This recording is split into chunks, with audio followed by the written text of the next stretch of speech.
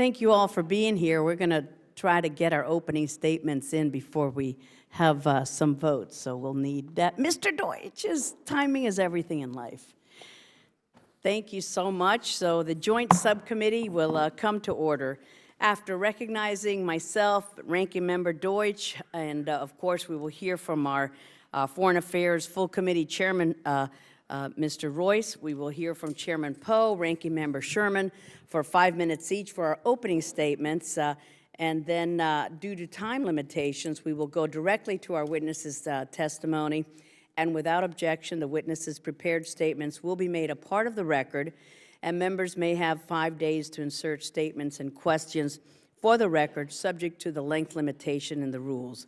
The chair now recognizes herself for 5 minutes. On November 24, 2013, Secretary Kerry announced that an interim negotiated settlement had been reached between the P5+1 and Iran on its nuclear program. The announcement contained the broad strokes, but was short on the details. The picture that was painted was that Iran would agree to modest limits on its enrichment capabilities, increased International Atomic Energy Agency monitoring, the cessation of manufacturing centrifuges, and it would not fuel the ARAK heavy water reactor. In exchange, Iran would receive an easing of sanctions on its oil sales and the suspension of certain sanctions on the import of precious metals and exports from Iran's auto and petrochemical sectors. No doubt President Obama will tout this deal as the ultimate achievement for diplomacy and peace, while excoriating those of us who have the temerity to say, hey, wait a minute, I don't trust the Iranian regime. Let's have a backup plan to increase sanctions on Iran if it's found to be acting unfaithfully, which, as history has shown, it is not out of the realm of possibility. But though the announcement was made in November, it wasn't until 1 week ago, on January 20th, that the technical details were agreed upon and finally implemented. The most glaring deficiency with this interim deal is its lopsidedness. Iran got a sweetheart deal, and the rest of the world is not any safer from an Iranian bomb than before. Our closest ally and friend in the region, the Democratic Jewish State of Israel, has been very concerned with what this deal means for its security from the get-go. And other countries in the Gulf region feel slighted by our approach to this issue.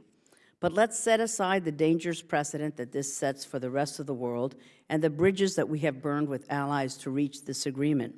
Remember, this agreement doesn't even live up to the obligations set forth by the UN Security Council resolutions on Iran, and is far from our policy of disarmament from only 10 years ago. And focus on what Iran is allowed to do. Iran is allowed to keep its nuclear weapons program infrastructure intact and will still be allowed to enrich. Sure, there are caps to the enrichment, and it will have to convert some of its uranium to oxide, but Iran will maintain the ability, know-how, and proficiency that if it decides to break the agreement, it can continue toward breakout capability with only a minor setback in any timetable. It's a shame that we have seemingly acquiesced to Iran's demand that it has some sort of right to enrich. Iran had long ago abandoned all claims to a right of enrichment when it decided to conduct a covert nuclear program and was in violation of its international obligations under the NPT and other treaties. It therefore must not be allowed to enrich, and I fear that by starting out where the P5+1 did here, Iran will never be pushed off this stance in a final comprehensive agreement. The interim deal focuses on the nuclear aspect and falls short on Iran's weaponization efforts and its ballistic missile program, which it now has more time to advance. And there is nothing in the interim agreement that allows for the International Atomic Energy Agency access to Iran's military sites. And for me, that's really at the crux of the issue here, time. From announcement to implementation, 2 months' time has passed. This gave the regime plenty of time to continue to make advancements while the parties hashed out all the technical details. I don't believe this was done by mistake on their part, as Rouhani is an expert in delay tactics and double talk. In the 2 months after Secretary Kerry's press conference in Geneva, Tehran has announced that it has made advances in its ICBM technology. It has designed a new generation of uranium centrifuges and was ready to manufacture them, and that it would continue construction at its heavy water reactor in Iraq. I envision a scenario in which Iran may comply with this agreement for 6 months, but even if Iran does violate the terms of the agreement, that the Joint Commission that it established in the final document has murky authority at best to conduct oversight, enforce compliance, or impose strict consequences. There is no mechanism that allows for adjudication of violations in this deal, and that is very troublesome. Bottom line, as long as the infrastructure is in place for Iran to continue its nuclear program, the threat that it can create a nuclear weapon will always be all too real, and that where P5+1 momentarily failed in this interim agreement.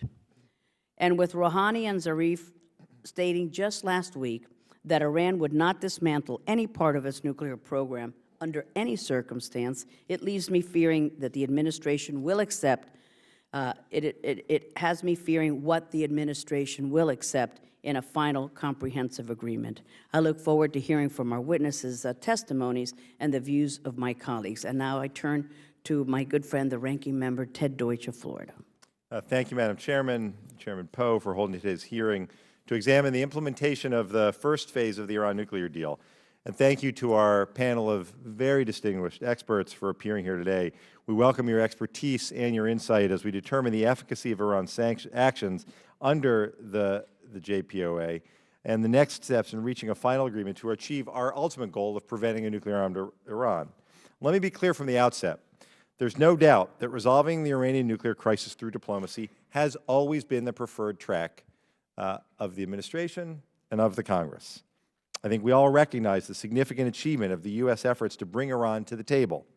But there are many members on both sides of the aisle who feel that it is absolutely appropriate for Congress, the body that built the sanctions architecture that brought Iran to the table, to remind the Iranians that full sanctions relief will come only when a deal acceptable to the P5+1 and our regional allies is reached. This relief can only come if Congress acts, so I would also suggest that it's appropriate to send Iran a reminder, as well as to remind the companies lining up to visit Tehran, a message of what is at stake if Iran violates the terms of the Joint Plan of Action. A deal is in place, and if we're going to move forward with a final deal, we have to focus on ensuring that Iran fulfills its obligations while beginning to define the acceptable parameters of a comprehensive solution. We're 8 days into the implementation of the Joint Plan of Action, a 6-month deal to freeze Iran's nuclear activities, resulting in a complete cessation of Iran's 20% enrichment and the conversion of its current stockpile, as well as to open up Iran's nuclear program to intrusive inspections. And while these caps on Iran's current program are substantial, we know that they cannot be the terms of a long-term deal.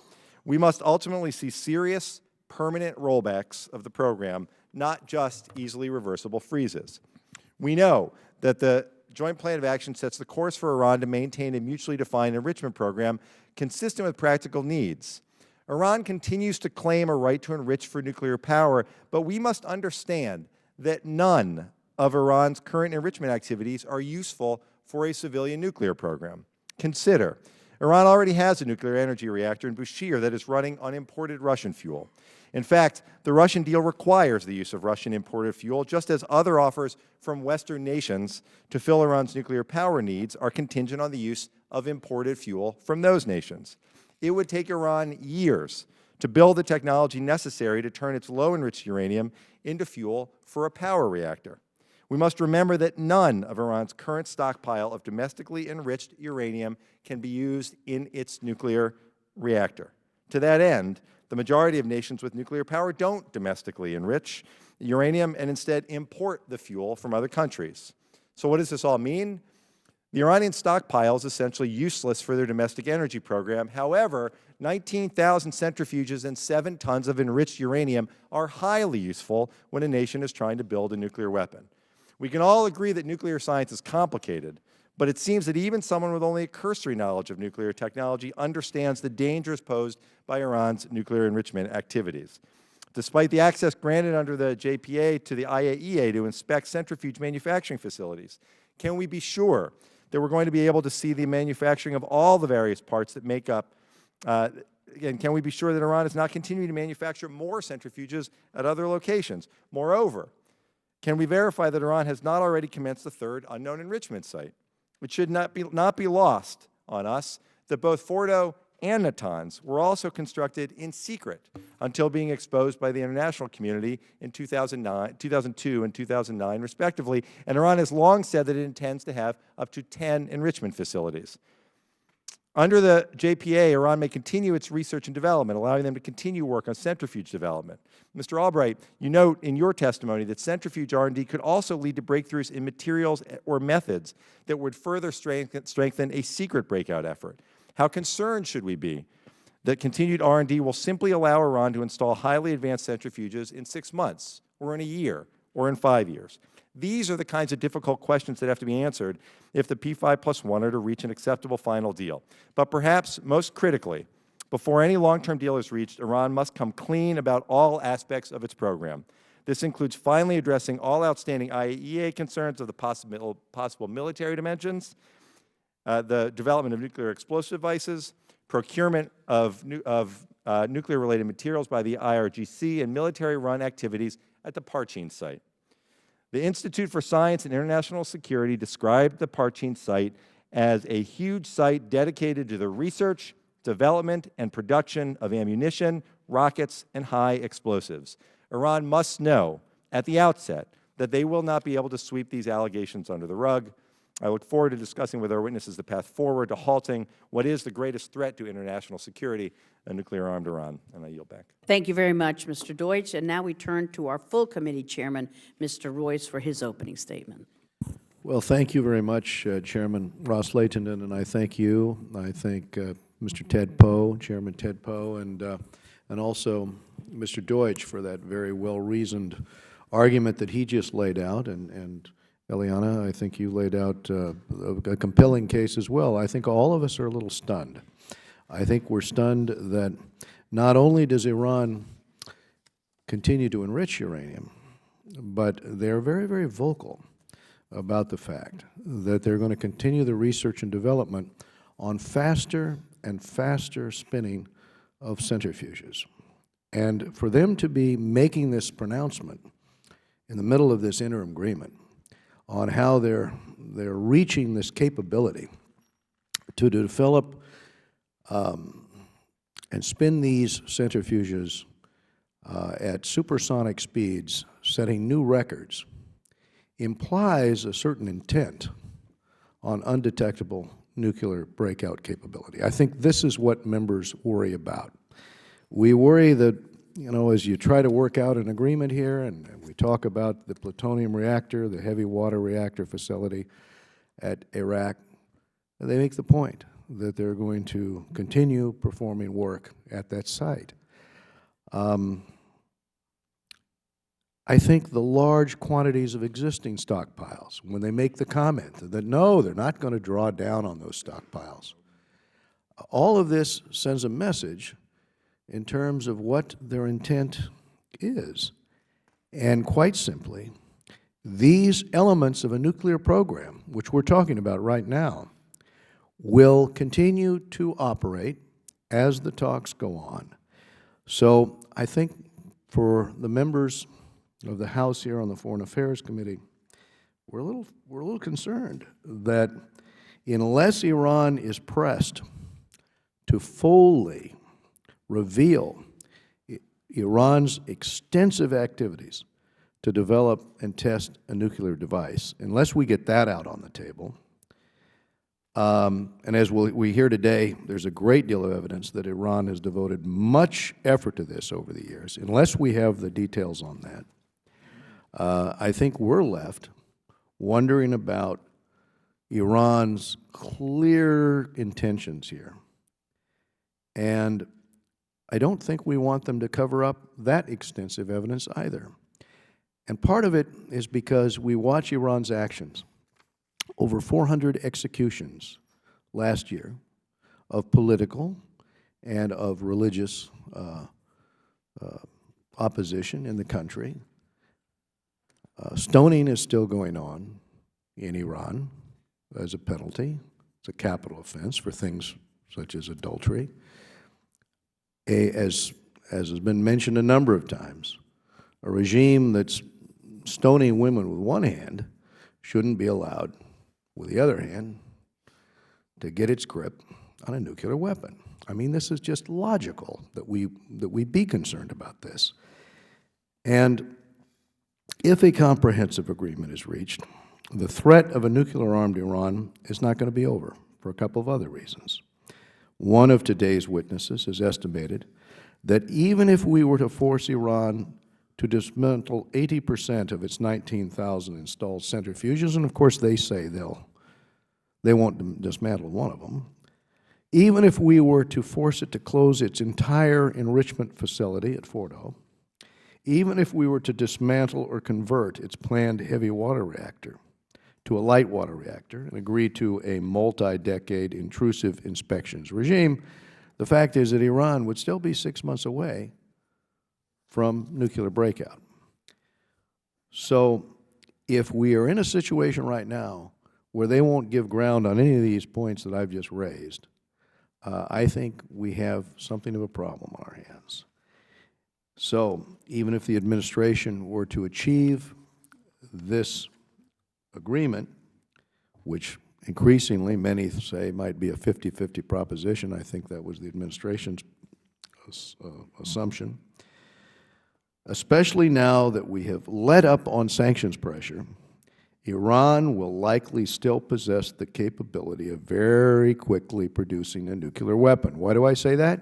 Because when you let up on sanctions pressure, you let up on the one thing you had that made it hard for them to get hard currency, that might make the Ayatollah make the tough choice between compromising on the nuclear program or economic implosion. So that's gone now. The message is out. You know, Iran is open for business. You see the headlines, you know, the next day in the Wall Street Journal, businesses rush to Iran to cut business deals. You see their stock market go back up, their currency go back up in value. So we could end up, if we're not careful, ending up on a track to have us face a permanent nuclear threat from Iran because we rehabilitate their capabilities. And so that's why I thank the chairwoman, and I thank Mr. Poe, Mr. Deutsch for their observations on this. But I especially thank the panel of witnesses, because our 4 witnesses today are true experts in this field, and we look forward to the testimony. Well put. Thank you so much, Mr. Chairman. We now turn to the ranking member of the TNT Subcommittee, Mr. Sherman. The November agreement was supposed to last 6 months, but not till 2 months after it was signed, 8 months. It can be extended for another 6 months. We're looking at 14 months. What happens during the 14 months? Their 20% stockpile, half gets oxidized, but it's still 20%. Another half gets diluted and oxidized. More low-enriched uranium is created and stockpiled, albeit in oxidized form. Work on centrifuge technology continues, though the centrifuges will not be used.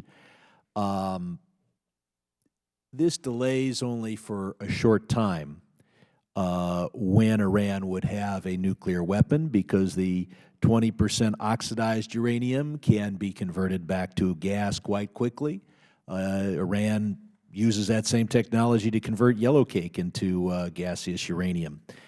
And at the end of this agreement, Iran may be a little bit further than they were in November from their first bomb, but will be closer to a cache of 5 to 10 bombs, because they will have all of the additional low-enriched uranium that they create during the pendency of the deal. The sanctions relief has been very substantial because it's changed the business climate. It's not just the content of the relief. There are loopholes in our existing sanctions laws. Companies have been reluctant to exploit those because they figure the next sanctions law was around the corner. Well, now it's not. And so we see a rush to do business with Iran. The disagreement here in Washington is actually rather modest.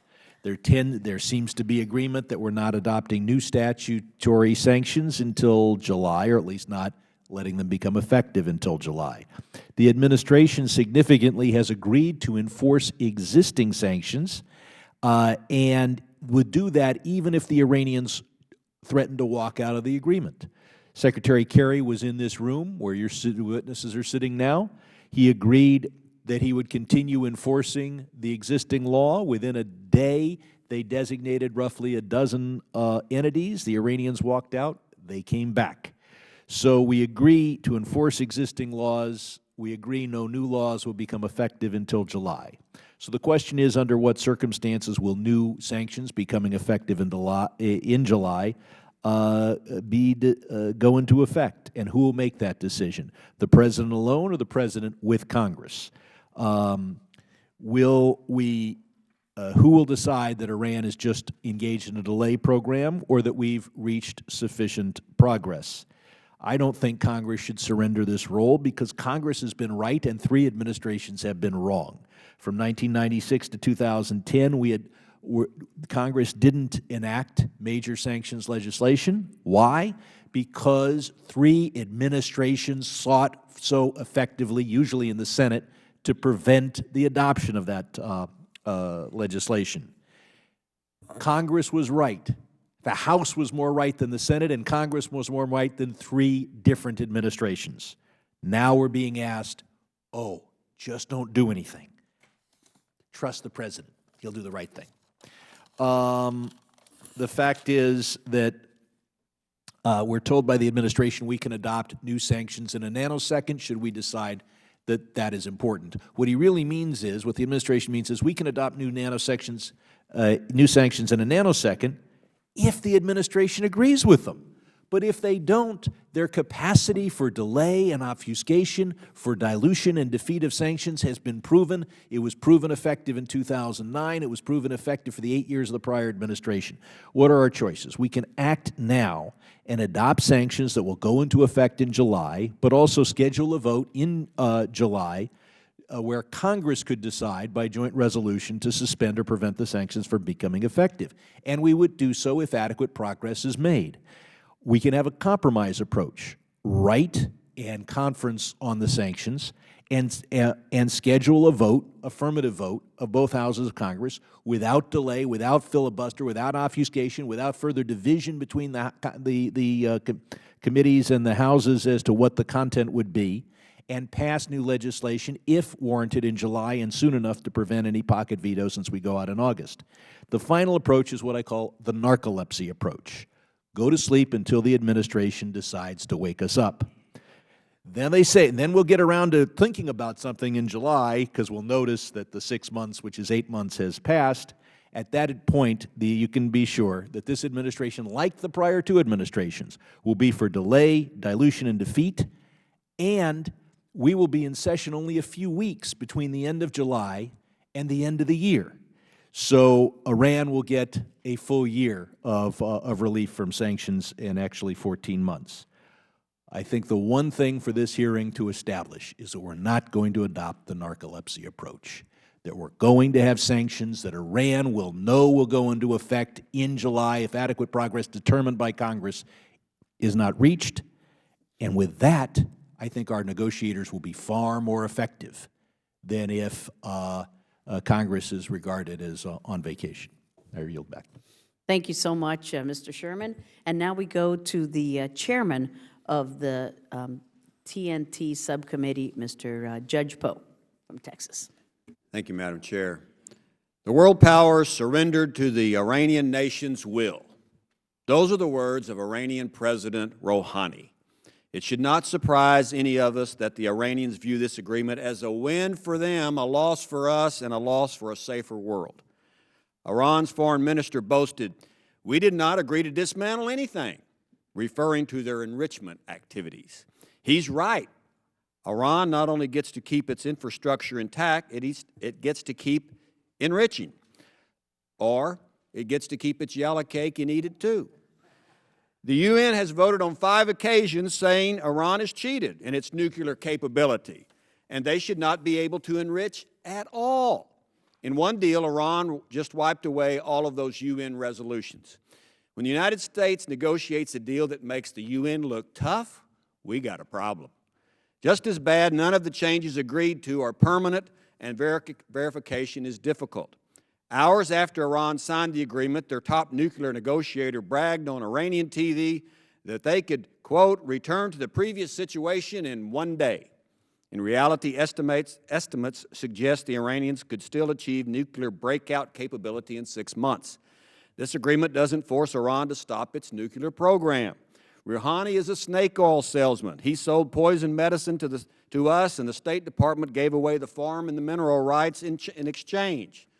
This agreement bars Iran from installing nuclear equipment at its heavy water reactor, ARAC, but allows them to continue to construct its nuclear reactor. The problem is that ARAC reactor size and design is too big for a peaceful reactor.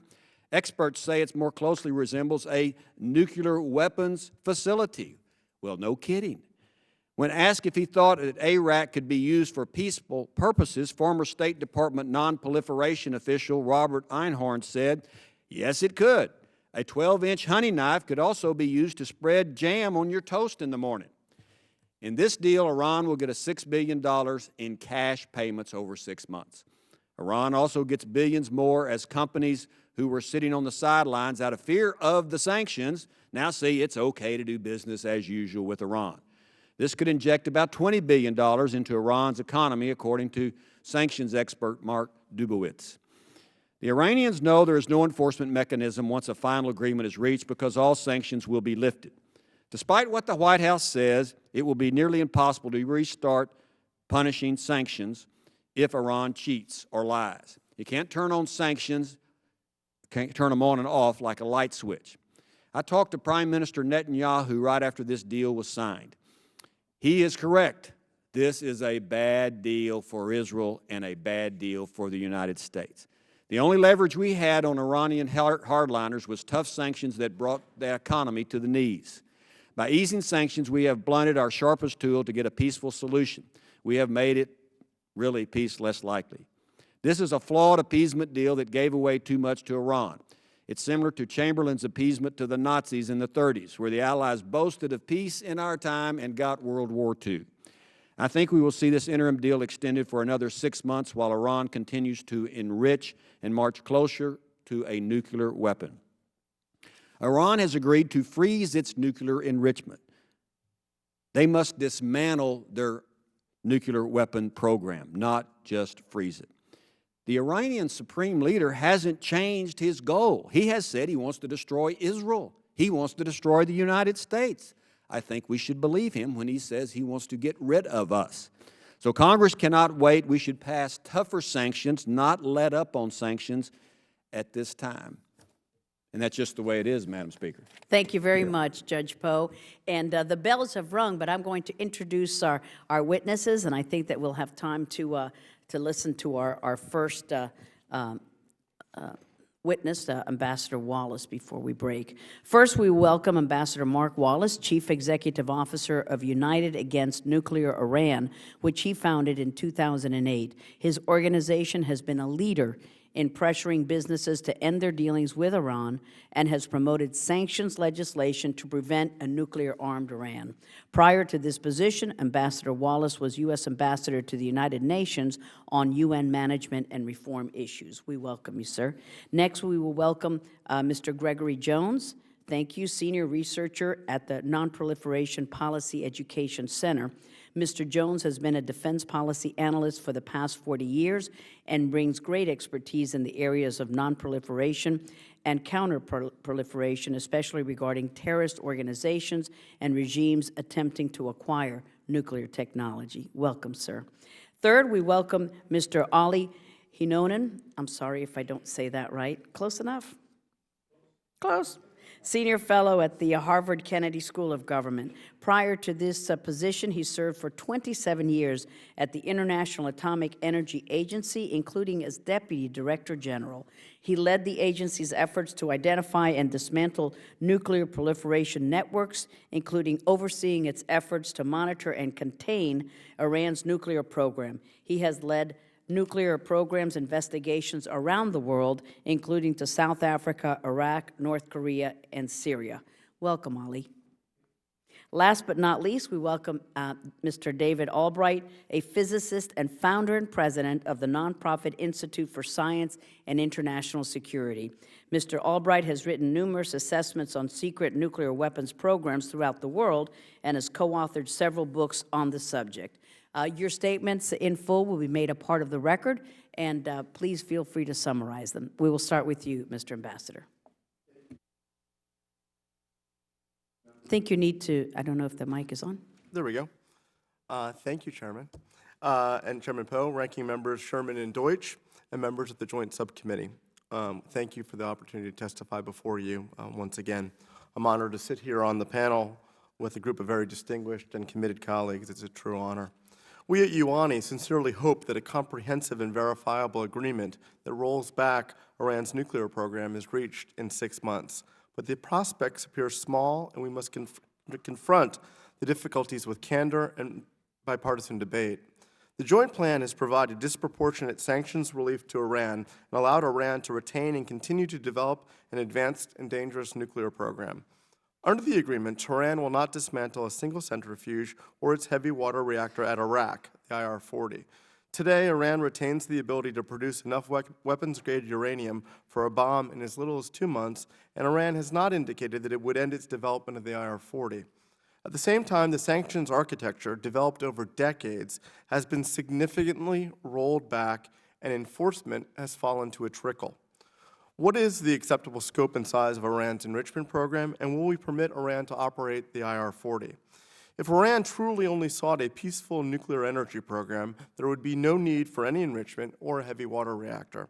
The international community seems to have forgotten that there are multiple UN Security Council resolutions calling for Iran to suspend all enrichment. Regrettably, the Geneva Joint Plan declares that in any final accord, Iran will be permitted to enrich and is at best vague regarding the future of the IR-40. Today, you will hear a range of opinions on what an acceptable Iranian enrichment program would look like and the dangers of Iran's operation of the IR-40. We should all agree that extending Iran's breakout time from its current 30 to 60 days to well beyond is the imperative. But does any serious person believe that Iran is prepared to dismantle between 15,000 and 19,000 centrifuges and forego the installation of far more efficient and advanced centrifuges? Clearly not. Sanctions have become so important to this matter. Unfortunately, the White House has described the sanctions relief provided in the agreement as economically insignificant. We disagree. Iran's economy is blossoming. Some hard data. The rial has increased in value by more than 25%. The Tehran Stock Exchange has increased by nearly 100%. Dozens of multinational corporations are returning to Iran. Iran's oil exports have increased by nearly 60%. Iran's oil exports have risen to 1.2 million barrels per day from a low of 761,000 barrels per day. Under the joint plan, Iran's oil exports will increase further, and if oil sanctions continued unaltered, Iran's oil sales would have continued to drop to as little as 500,000 barrels per day by the end of 2014. Importantly, the administration has curtailed its enforcement efforts. In 2013, the United States Treasury Department designated 183 entities for Iran sanctions violations. Since President Rouhani's election, the United States has blacklisted only 29 entities. The Obama administration must hold to its pledge to enforce sanctions. The White House estimates that Iran stands to receive $6 billion to $7 billion in sanctions relief. The true value of sanctions relief is well more than $20 billion. Just calculate the increase in oil sales lest there be any doubt. Now we believe there will be far less pressure for Iran to actually make material concessions on its nuclear program. The Congress must actively take part in this process and make its position known. We all must agree that Iran will not be permitted to retain an industrial-scale nuclear program. This would entail capping the number of IR-1 centrifuges to a small fraction of the nearly 20,000 Iran currently possesses, or more appropriately, none at all. Iran must be kept well over a year away from breakout, given its long history of duplicity and hostility. Rouhani strongly supports efforts to impose sanctions on Iran in 6-month time and no final accord is reached. The Congress should pass and the President should sign into law the Nuclear Weapons-Free Iran Act, which has the support of a bipartisan majority.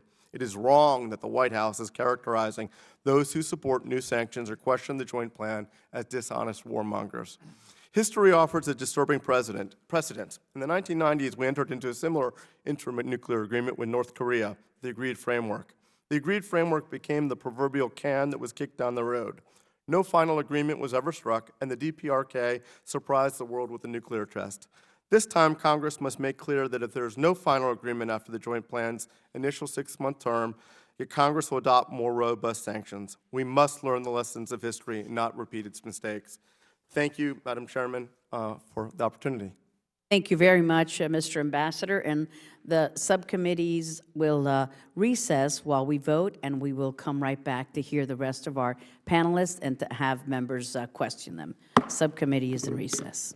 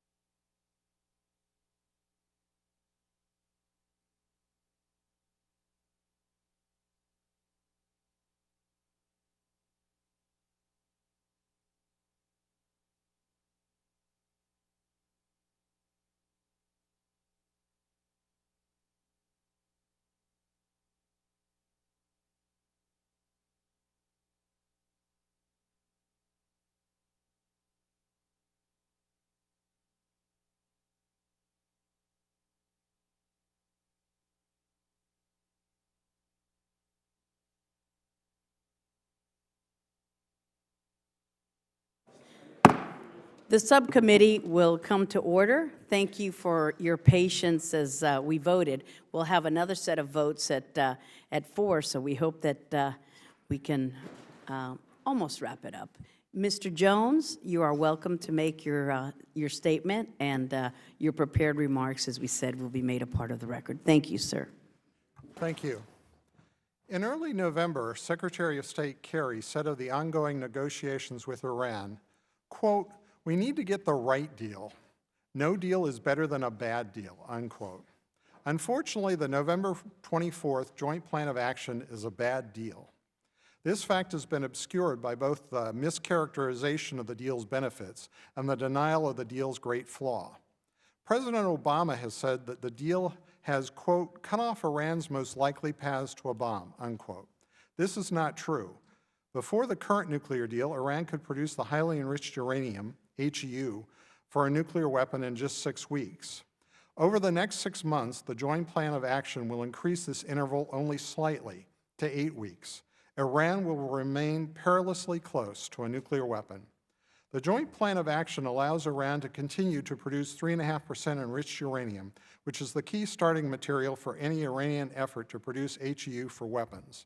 Iran's stockpile of this material will continue to grow during the course of this nuclear deal, though several White House statements, as well as Secretary Kerry, have incorrectly claimed otherwise. As this stockpile of enriched uranium grows, the number of nuclear weapons that Iran could produce from it will grow as well. Iran's stockpile of 3.5% enriched uranium in the form of uranium hexafluoride is not supposed to grow. Iran is supposed to convert the excess into an oxide form, but Iran can easily convert this material back into hexafluoride once it begins to produce nuclear weapons. This fact is well known to U.S. technical experts, but their input was apparently either not sought or heeded. The Joint Plan of Action does have some benefits, and there are those who've argued that even limited benefits are better than no deal. But this view ignores the great flaw in the deal. It permits Iran to retain centrifuge enrichment. Centrifuge technology puts any country within an arm's reach of the HEU for nuclear weapons. The Joint Plan of Action has already stated that when the follow-on, so-called comprehensive solution has expired, Iran, quote, "will be treated in the same manner as that of any non-nuclear weapon state party to the NPT," unquote. This means that in, say, 5 or 10 years, Iran's nuclear program will be under no special restrictions, and if the P5+1 members have allowed Iran to keep its centrifuge enrichment program, then not only could it build as many centrifuges as it wants, it could also import centrifuges as part of normal nuclear trade. Iran could then have a larger, more robust centrifuge enrichment program and be much closer to acquiring nuclear weapons than it currently is. What is worse, the Joint Plan of Action will be setting a precedent for all other non-nuclear weapon countries. After all, if Iran is to be treated in the same manner as that of any non-nuclear weapon state party to the NPT, then the reverse would be true as well. If Iran, that has violated its IAEA safeguards by conducting clandestine centrifuge enrichment and has defied multiple UN Security Council resolutions demanding that it halt its centrifuge enrichment, is allowed to retain this capability, on what basis can any country that has abided by its IAEA safeguard obligations be denied centrifuge enrichment? The Joint Plan of Action is setting the stage for many countries to acquire centrifuge enrichment, making it very easy for them to produce the HEU for nuclear weapons whenever they desire them. Unfortunately, there are no good options to head off a nuclear-armed Iran. Any negotiated settlement would require major reductions in Iran's centrifuge enrichment program, reductions that Iran has already said it will not agree to. Further sanctions are unlikely to be effective since countries such as Russia and China will probably undercut them.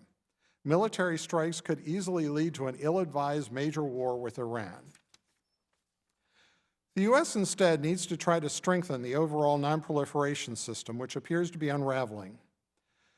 Key to this effort will be to stop countries from using nominally peaceful nuclear activities to acquire the HEU or plutonium needed for nuclear weapons.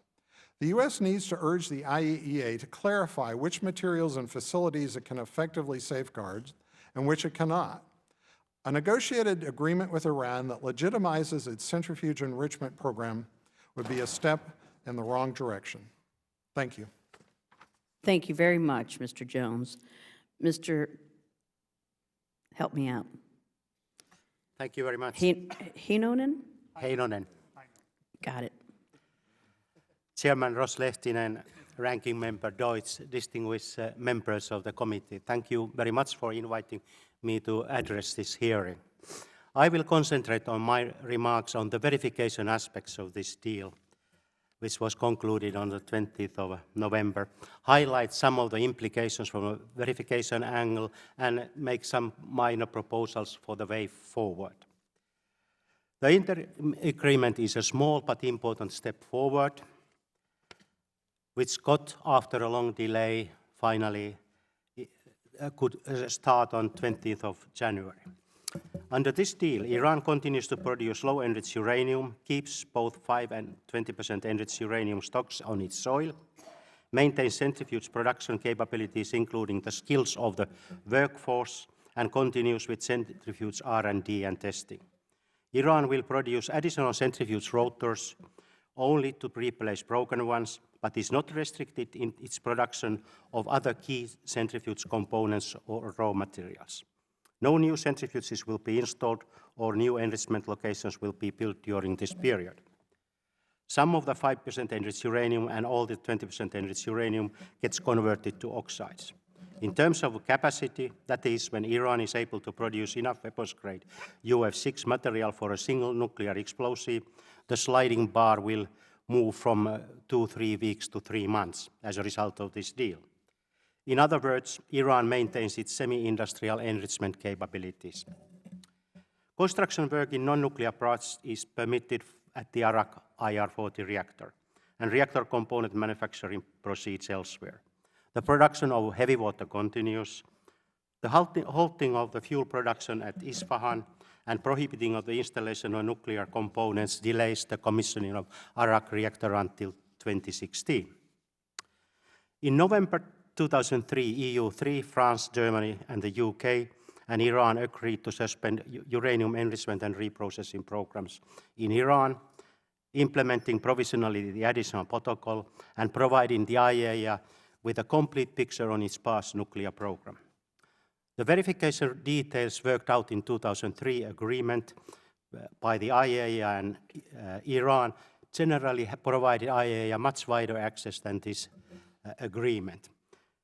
The 2003 undertaking included, inter alia, access to the nuclear R&D not involving nuclear material.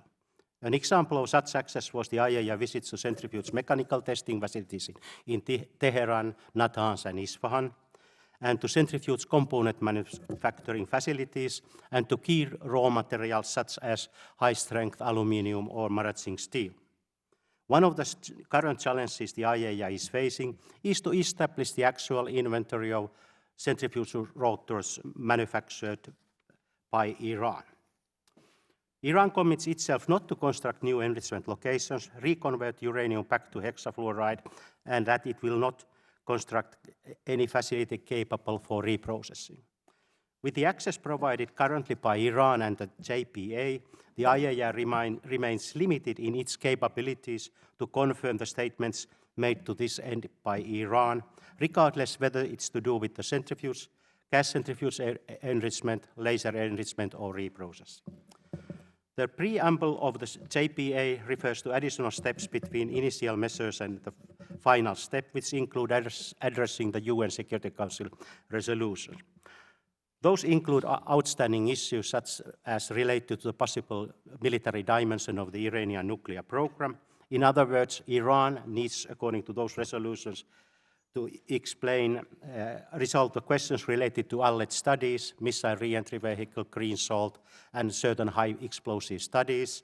It has to explain why it acquired that uranium metal document, which was to do with the manufacturing of nuclear warhead. It has to clarify the procurement and R&D activities of military-related institutes and companies, and has to explain the production and nuclear equipment and components by companies related to the military establishment. Without us addressing these questions, the IAEA Secretariat will not be able to come to any conclusion that all nuclear material in Iran is in peaceful use, which is essential in building confidence of the international community over Iran's nuclear program. To this end, I give in my written statement some proposals how to proceed on this way gradually to set up and build this confidence about the peaceful nature of the program. Then at the end, I would like to say that this agreement serves an interim stage. It should not be either an end by itself or be sustained indefinitely beyond the allotted time period up to 1 year, without endgame in sight. Further extensions may also run the risk of proliferation consequences in the region, when the states see Iran not only maintaining its current nuclear breakout capabilities, but slowly advancing them, in particular areas which remain inaccessible to the IAEA inspectors. Thank you.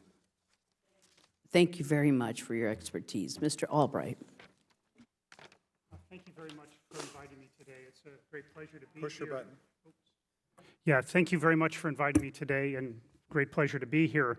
And appreciate all your work that you're doing to try to sort through the proper oversight role of Congress, which I personally believe is extremely important in this situation. I think we've discussed the interim deal of the Joint Plan of Action quite a bit, and I think its strengths and weaknesses have been identified. I think the real test of the Joint Plan of Action is going to lie in negotiating the long-term arrangements.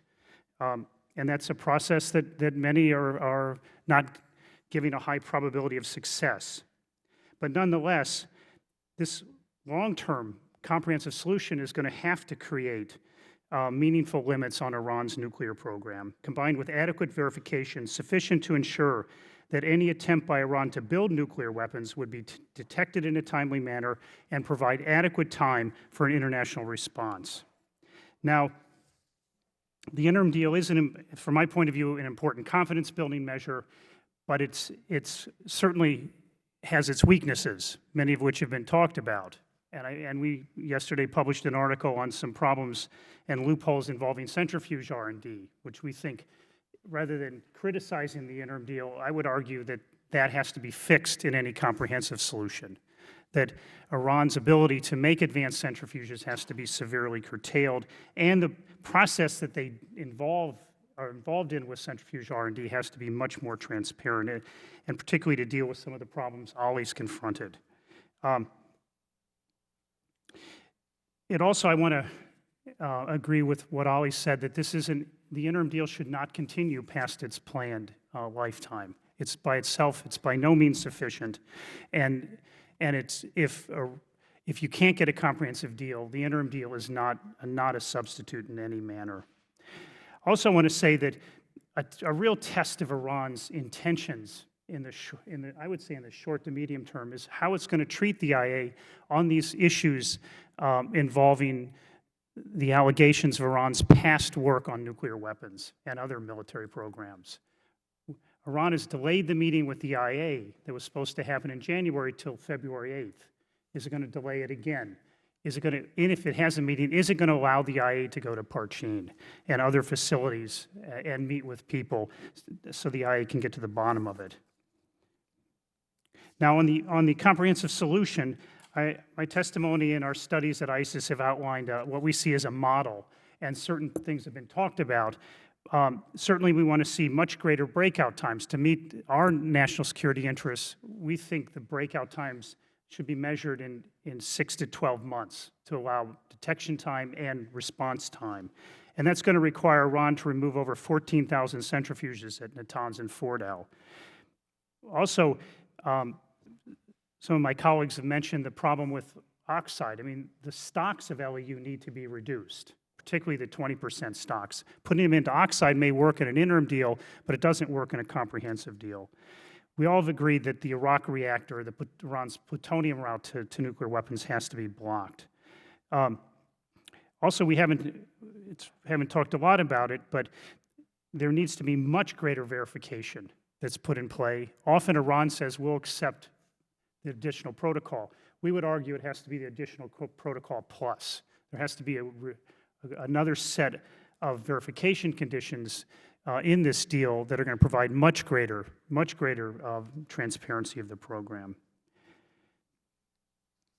The other thing that is also important is to remember that how long these conditions would last. The administration is talking about 20 years. Iran's talking about 3 to 5. I think it's very important that 20 years be the minimum, and that the administration be held to that minimum.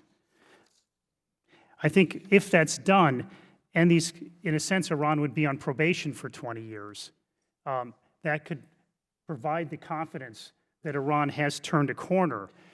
One thing that the additional, or this joint plan of action doesn't deal with is how do they, in a sense, come out of probation. That it is right now implied that the conditions would end from one day to the next.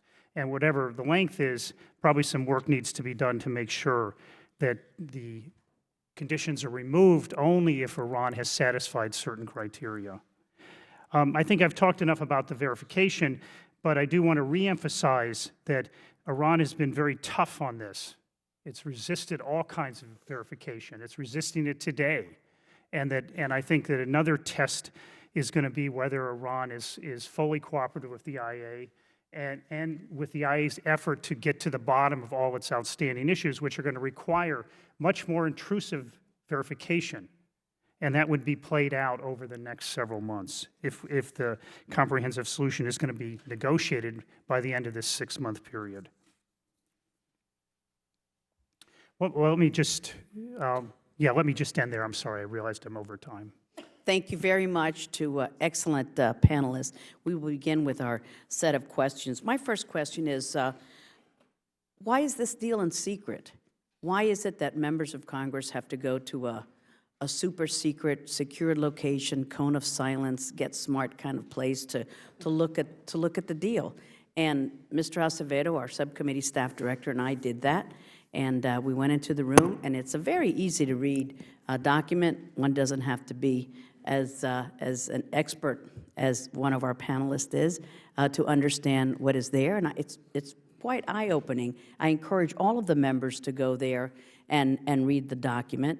You can't take notes, you can't take it out, but why is this, if this is such a great deal, it's just so good for peace and diplomacy in our time, why is it held in secret, and do you worry about the details in this plan? Do you worry about what may be or may not be in it? I just ask that as a general question because having read it, I just don't, if the administration is proud of it, I think that they should highlight it.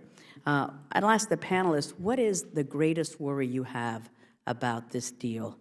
And Mr. Ambassador Wallace, last week there were reports that Iran could use the money from sanctions relief to fund terrorism against us. What kind of oversight or mechanisms are in place, do you know, to ensure that the proper and adequate use of sanctions relief funds, and can we follow the money once it is released? So the secretive nature of the deal, why doesn't the public have it? Why can't we just have it in an open setting? Your greatest worry, and can we follow the money? Whoever wants to get at that. Ambassador. Thank you, Madam Chairman. My biggest worry about the deal is that we have significantly rolled back the sanctions architecture, which all of you, both sides of the aisle, have carefully constructed and defied a variety of presidents over a long time and created this sanctions architecture. Mr. Sherman said it quite well in his intervention, where he said, you have to have ever-increasing sanctions for them to be effective. The moment you start dialing them back, they start falling away. So we have really undercut dramatically the sanctions effort, and the Iranian economy, as I said, is blossoming. At the same time, we haven't rolled back their nuclear program in any material way. No one on this panel, and they're true experts in this panel on the complexities of the nuclear physics, can show that a single centrifuge has been dismantled. Whatever the range of opinions here, if you believe in no enrichment or some limited enrichment, it means that Iran could only have something like 0 to maybe 4,000 IR-1, the most primitive centrifuge. That's the range of opinion probably at this table. I don't want to speak for my colleagues. What are the chances that Iran's going to dismantle 15 to 19,000 of its centrifuges? I say none. So my worry is that the interim agreement becomes the permanent agreement. Thank you. Any other panelists? Mr. Jones. Can I just say, with regard to the terms being somewhat secret, this does bother me, and not necessarily for the reason you'd think. It appears to me that the administration has negotiated an agreement it doesn't fully understand. And I don't understand how that can happen, because obviously there are technical experts in the national labs who know as much as I, if not more. But it's clear there are various places, and one is this, that the 3.5% enriched uranium stockpile won't grow, which is obviously not correct. Another is that this disconnecting the tandem cascades would prevent Iran from producing 20%, where we know that they originally produced it with single cascades, which was what they would be left with. So I'm left with the impression the administration doesn't really understand what it's negotiated, and that I find most worrisome. Thank you, sir.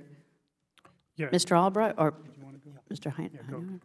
Yes, about the document and the secret agreement. Actually, it's not very unusual in this. I think that similar understandings were at the time of the agreed framework with North Korea. So we have seen those before, but I think it would, when I look at the technical explanations which were in this release, special release of White House, I didn't see any reason technically to keep those provisions secret. But there might be some other ones which I just don't know, because I have not seen the document and how big it is. But I think it would clarify a lot of air if it is made public. Then the second thing, my worries. I think that I mentioned my worries in my opening statement, and particularly really if this becomes a kind of final or agreement which has a long life expectancy, because we really don't get an insight to the content of the Iranian nuclear program with this deal. It's better than what was a year or two ago the situation, but it's not the final solution. And I still want to remind from the verification point of view that every day when the IAEA doesn't have access to this so-called military dimension, it would be more and more difficult for it to verify what actually took place. Thank you. Thank you very much. And Mr. Albright, we'll have to wait for your statement maybe and another set of questions from my colleagues. And I'd like to encourage our members to please go and read the document. I encourage you to do so. And before I recognize Ranking Member Deutsch, I hear that his older brother is in the front row. Is that right? That is correct. You told me he was your younger brother. He tells me let people judge Yeah. for themselves. Thank you so much, Mr. Deutsch. Thank you, Madam Chairman. That is one I don't believe that I will live down for a while. That's right. Ranking Member Sherman points out he does have more hair than his younger brother. Not that I would know. So I wanted to just follow up with Mr. Albright. If I understand correctly, the quote that I referred to in my opening statement about Parchin being a huge site dedicated to the research, development, and production of ammunition, rockets, and high explosives, which is owned by Iran's military industry and has hundreds of buildings and test sites, is one that came from your organization. Is that correct? Yes, we've looked at that quite a bit. So if you could just speak to what is, I think, the crux of all this entire debate. This is not about just the centrifuges that are spinning. This whole debate is about how to prevent Iran from acquiring nuclear weapons, and that statement and Parchin seems to be right at the heart of this, and yet we don't yet have the details. Mr. Heine, you just alluded to this as well. What do we have to see there? How likely is it? Is it possible for the Iranians who have completely swept clean Parchin, and when we talk about Iran coming clean on the possible military dimensions, what is it that they have to provide, and are there examples of other regimes in similar circumstances who have faced this question, and what have we expected from them? Yeah, I think Parchin, there's a site there that is alleged to have been engaged in high explosive work related to nuclear weapons development. The IA has evidence of it. They've asked to go for over 18 months and been denied. And in that time, Iran has significantly modified the site to the point where it may not be possible for them to take environmental sampling and find something. But I think the key thing is when Iran has to allow the visit, and then they have to allow the follow-up. It's not just a visit. I mean, the IA will come, they will do things that Iran will have to allow them to do, and then they're going to have to give them access to the people involved, based on IA information at least, and answer the basic question: did they do this work? When were the previous inspections? They've never been to this building or to this particular complex. They've been to Parchin, and Ali can talk about that, but it was a long time ago, and the information available was much less complete than it is now. And so I think the focus now is on this site of high explosives. Now, you asked, there's other sites too. There's sites involved, workshops that are alleged to have made reentry vehicles prior to 2004. The IA has asked to go there in the past and has not been allowed. So I think in cases where it's worked, Libya, South Africa, the country cooperates. And in that cooperation, you can see that it can work out and the IA can do its job. Iran has not shown that level of cooperation. And so one of the first things to look for if Iran is going to settle this is it cooperating? And so that the IA is able to get to people, gets the information it needs, and then is able to ask follow-up questions to get to the very bottom of this. But we're not operating in the dark here. We have a list, presumably, and Ms. Trinan, I'd ask you this as well. We know who the IAEA knows the people that need to be spoken to, correct? Well, they know some, but they won't know the complete list. I mean, it's not possible. I mean, I know in the case of South Africa, there were people that you wouldn't have expected and provided important information. So but you don't get those other names until you start with the ones that we have. That's right. You need to start. And so tell us about the discussions that have taken place thus far. Have we identified those individuals that we wish to speak with, and what's the response from? Yes, but Ali should really answer please. the ones they've spoken to. Please. Actually, those discussions are reflected in the IAEA reports in 2008 March board, and then again for the June board of 2008. And at that point of time, when we come to this so-called or possible military dimension, we had an opportunity to discuss with the first director of that so-called Physics Research Center, which ran that program for more than 10 years. But unfortunately, he was not able to answer all the questions, and then we wanted to see his successor, which never materialized. So the IAEA has a good understanding of those, also about the people who have procured certain equipment which had been used on those experiments, some scientific publications which have been published by these people. So there is quite a good starting point. And then you start the talk and look the facts and go from there on and see whom else you might need to be seen. Right, but is there, if I may just, Madam Chair, is there have we prepared this list and presented it to the Iranians in all of the talks thus far, and is there an acknowledgement that, yes, those are appropriate questions, and we'll make sure that these individuals will respond? Well, when you go to an investigative process, you don't give the whole list. You start with the key persons, and then you work your way from there. So I don't think that the IAEA has prepared a very long list at this stage, only the starting point, and then go from there. But such kind of lists exist. Right. And were those names included in the last report? No, the names have, only one name I think has been in the reports, because that's another reason the IAEA doesn't want to disclose for a number of reasons the names. Okay, but that name that's been disclosed is... Yeah, one name has been closed. And has, since that would certainly be a good place to start, and he's already been identified in a report, has he agreed to engage in these discussions? Yes, we met him, I think, twice. But then at one point of time, then the process got stopped, and we never got to his successor. All right. Madam Chairman, just before I yield back, I hope later in Mr. Heinen's responses, he might be able to speak to elaborate on the comment that he made in his opening statement that in 2003 in the agreement there was much greater access provided than there is today. And, Can I add one thing, though, to add to your Go right ahead. Ali's answer? One is, Mohsen Fakhrizadeh has been identified. Ali was talking about Shamarati, who ran the Physics Research Center. So there's lists of names that have been made public.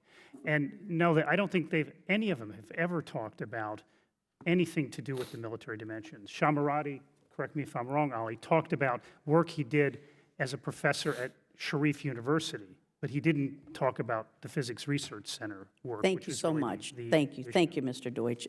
And we appreciate the younger brother being here to get you here on time after the votes. Now we know the weapon when Mrs. Deutsch is not available. Judge Poe, that's just the way it is. Thank you, Madam Chairman. I want to say amen to your comments about the deal being public, not only for members of Congress, but for American people as well, since it affects us. I am perplexed why it's not, and I still don't know why it's not. Iran is the mischief maker in the Middle East. They have the military, their military is involved in Syria. They support terrorism throughout the world. They're sending rockets to Hezbollah in Lebanon so they can be fired into Israel. They are responsible for the attacks on the Iranian dissidents, the MEK, in Iraq over the last several years. The supreme leader of Iran said that he wants to destroy Israel. He wants to destroy the United States. They are building intercontinental ballistic missiles. They are expanding their conventional war capabilities. What in the world are we thinking that they want to deal with us and cut back on their nuclear weapon development?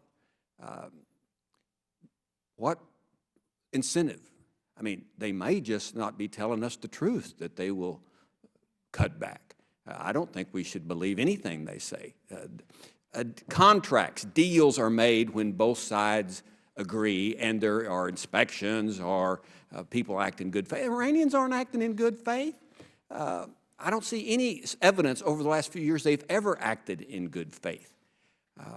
Sanctions have worked, and we're now backing off the sanctions. They have to be forced not to be able to build nuclear weapons. Now, I agree peace is the best answer, negotiations is the best answer down. I mean, long term, we got to do that. We don't want to be involved in some type of military action, and we have to prevent that from happening. But long term, Mr. Albright, you talked about the long-term situation. We look down the road months, years, it doesn't look too good for the free world as far as nuclear weapons go. I mean, these ICBMs, they're being built not to go to Israel, but go to the West, Europe, go to the United States. So, Ambassador, and I'll let all of you comment on this, long term, how are we going to resolve the problem that Iran is determined to have nuclear weapons? What's the answer to that question? I guess I'll take a first crack at that big question. President Obama recently said that somehow if we could have a nuclear deal with Iran, that it would resolve the sectarian tensions that are plaguing the region. I disagree with that strongly, particularly since the nature of this deal seems to not understand their nuclear weapon program. The UN Security Council passed several resolutions saying that Iran must suspend its enrichment, stop enriching in order to be and clarify the military aspects that Ali and Mr. Albright were talking about. That hasn't happened. So I think that we're a long way away of getting to a point where we can use this nuclear file in a vacuum to deal with the problems in the region and the like. And I remain greatly concerned that we seemingly forgot those Security Council resolutions which required suspension of enrichment, required clarification on military dimension, and in the agreement it says that Iran will have a mutually defined enrichment program in the final deal. I thought that was an unfortunate step. I don't think that goes a long way to answering your big question, but I want to allow my colleagues time. Well, Ambassador, let me ask you this. Is it correct that Iran is developing ICBMs? Is that correct? we've seen a variety of evidence that they are looking at the other aspects of obtaining a nuclear weapon, which is the delivery capacity, the ignition capacity, and the like. So we've seen a lot of evidence of this, and I think that there's a really important part of the agreement that hasn't been focused on, which is clarifying these other military aspects of the program. We haven't heard from Iran about this. They haven't clarified that. Those reports are very disturbing. Mr. Jones, do you want to weigh in on this? Give us the long-range answer. Well, unfortunately, I'm always the party pooper at these things. I believe the ship has sailed, that it's too late to stop Iran. So you think Iran's going to get nuclear weapons? That's correct. And that depresses everyone who hears me talk, but that's what I believe, because as I said in my statement, I can't see how there's going to be any agreement. I don't see how the sanctions with the Russians, Chinese, Indians undercutting them are going to do any good. As you correctly pointed out, I'm not in favor of getting into yet another war in the Middle East. We've got the Saudis and the Israelis working together. Who would have ever thought of this? I mean, the Saudis are worried about the nuclear weapon capability of Iran. Of course, Israel is, and they're working together and denouncing this deal. I'm sorry. Go ahead. It certainly shows the level of the threat and the concern in the region. Thank you very much, Thank you. Judge. Thank you. Mr. Sherman is recognized. Thank you. First, if Iran has nuclear weapons, Americans shouldn't feel that they're safe even if missile defense worked, because you can smuggle a nuclear weapon inside a bale of marijuana. Second, the best argument for this agreement remaining secret is it must contain wonderful pro-American provisions that hardliners in Iran are unaware of. Unfortunately, and I know the hardliners look to me for advice and information, but we've seen it, it doesn't. So it is peculiar that this agreement is not disclosed. Nobody wants just one bomb. You're a nuclear power when you've got several, and you're confident enough to test one. In July, Iran will have a certain stockpile of enriched uranium. It'll have about half its 20% enriched, with that being an oxide form. It'll have its low-enriched uranium hexafluoride that it has today, and then it'll have an additional supply of low-enriched uranium oxide, assuming they don't do anything with the yellow cake. They're just looking at the enriched uranium that they will have in July. How many bombs is that enough? Is that enough uranium for once they enrich it to weapons grade? Mr. Jones? I'd estimate around 4 weapons. 4.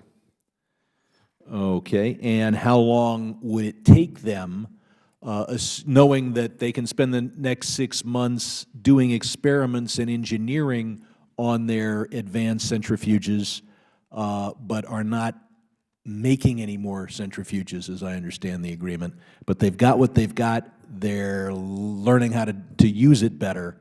How long will it take for them to use this stockpile of enriched uranium to make 4 weapons? Assuming breakout. With just what they've got, they get the first weapon in about 2 months. The 4 weapons, I don't know, probably 4 or 5 months. 4 to 5 months. I'll go down the panel. Does everybody agree with Mr. Jones? You do agree. Mr. Heinlein?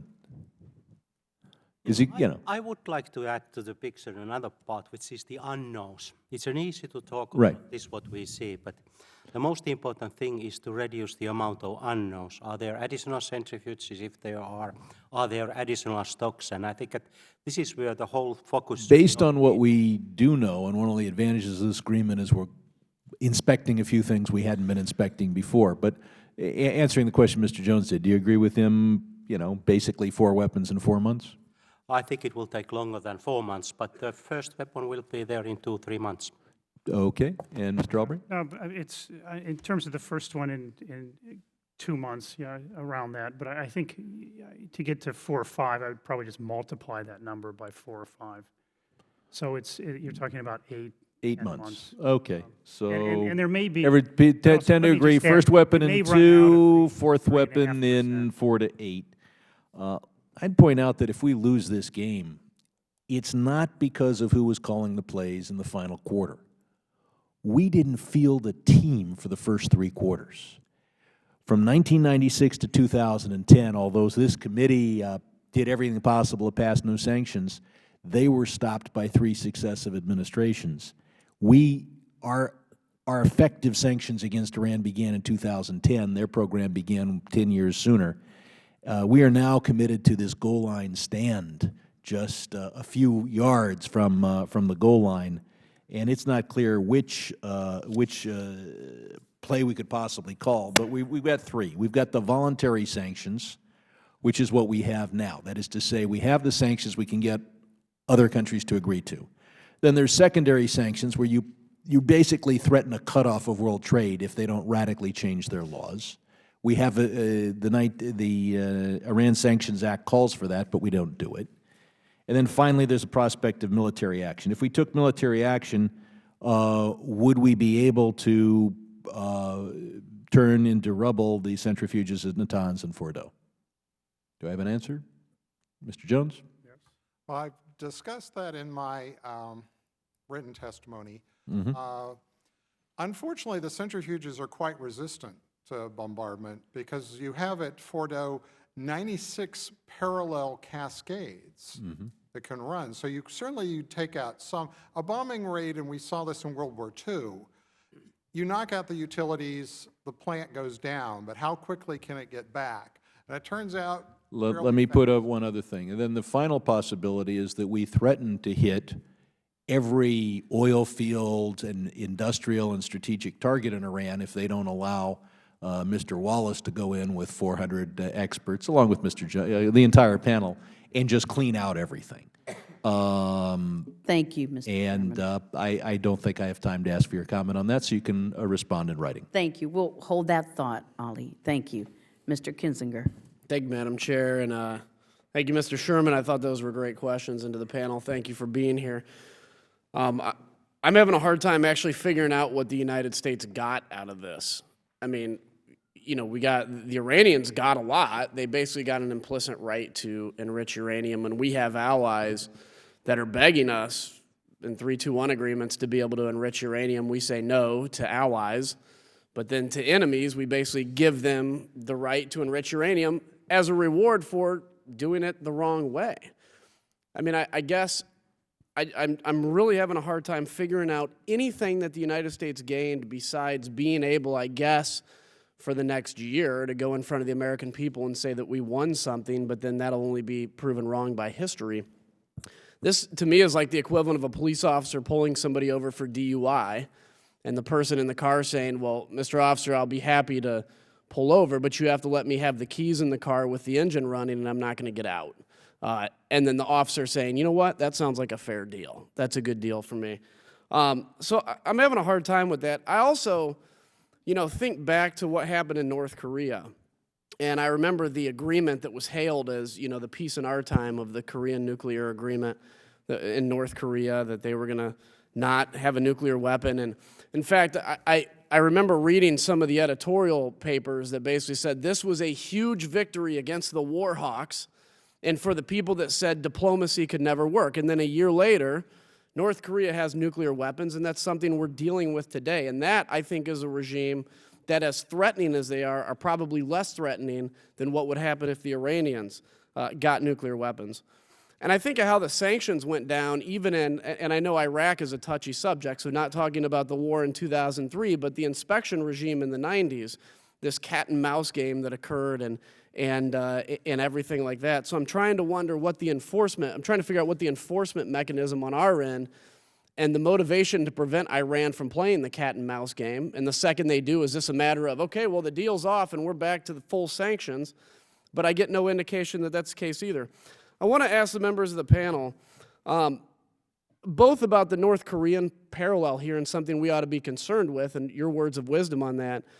But also, if you think back to when we've used sanctions in the past, times that they've been successful and times that they have not been successful, pulling the trigger on relieving sanctions too early, I think, leads to unsuccess. And so I want to know if any of you all have an example of that, or maybe even a counterexample to what I'm saying. Maybe pulling the trigger early has helped. And then also discuss the North Korean parallel. Ambassador, I'll start with you. Sure, and I'll try to go to the sanctions question and leave it to my colleagues on some other previous examples. Look, I think we did pull the trigger well too early on sanctions here. Yeah, I'm not a sanctions apologist. I run a group that engages in economic pressure and engages in sanctions promotion, but they don't always work. Actually, this committee and this Congress showed that they were working in the context of Iran. Iran's economy was veering towards the red zone. And I think that we blinked, unfortunately, 4 to 6 months too early.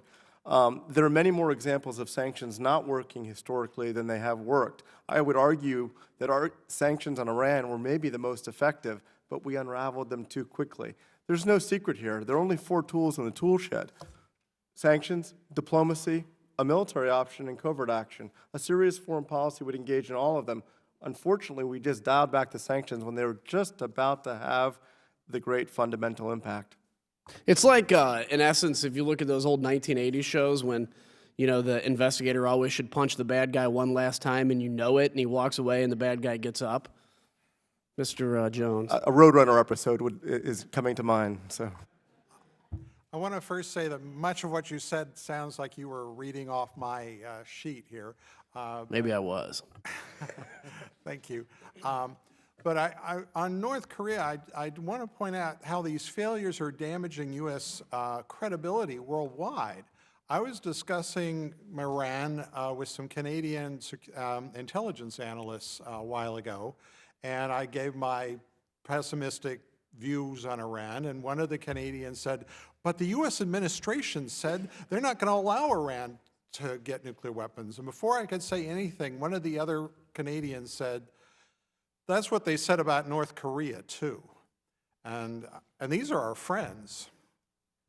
Well, and I also think the administration would probably have never said that Fallujah would be taken over by al-Qaeda again when they left, but that's another issue. I guess maybe briefly the last two. My time's expired, but if you want just real quick. Just to brings to my mind my discussion in 2003 with my North Korean counterpart when we were kicked once more out from North Korea, and I asked, what next? Is it a nuclear weapon? He told me that, Olli, don't worry, we will not build a nuclear weapon, plutonium is our weapon. Well, we know now what happened, and I think that this is exactly what is the situation with Iran. Their weapon at We'll have you hold time that is thought, the just enriched- because, sir, I have to be fair to everybody and Thank you, Madam Chair. I'll yield equally back. rude to everyone and cut you off. Thank you. Mr. Higgins is recognized. Thank you, Madam Chair. Let me, I just want to go back to the elections that brought Rouhani into office.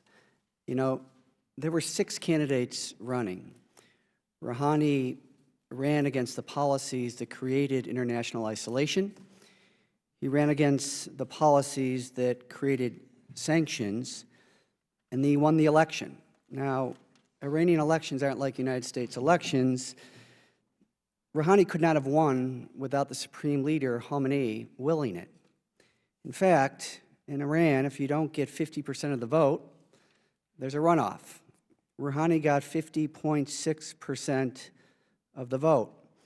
It tells us that either, you know, the supreme leader is trying to bamboozle the United States into believing that Iran is committed to reform, or that the supreme leader is allowing Rouhani an opportunity to negotiate a deal.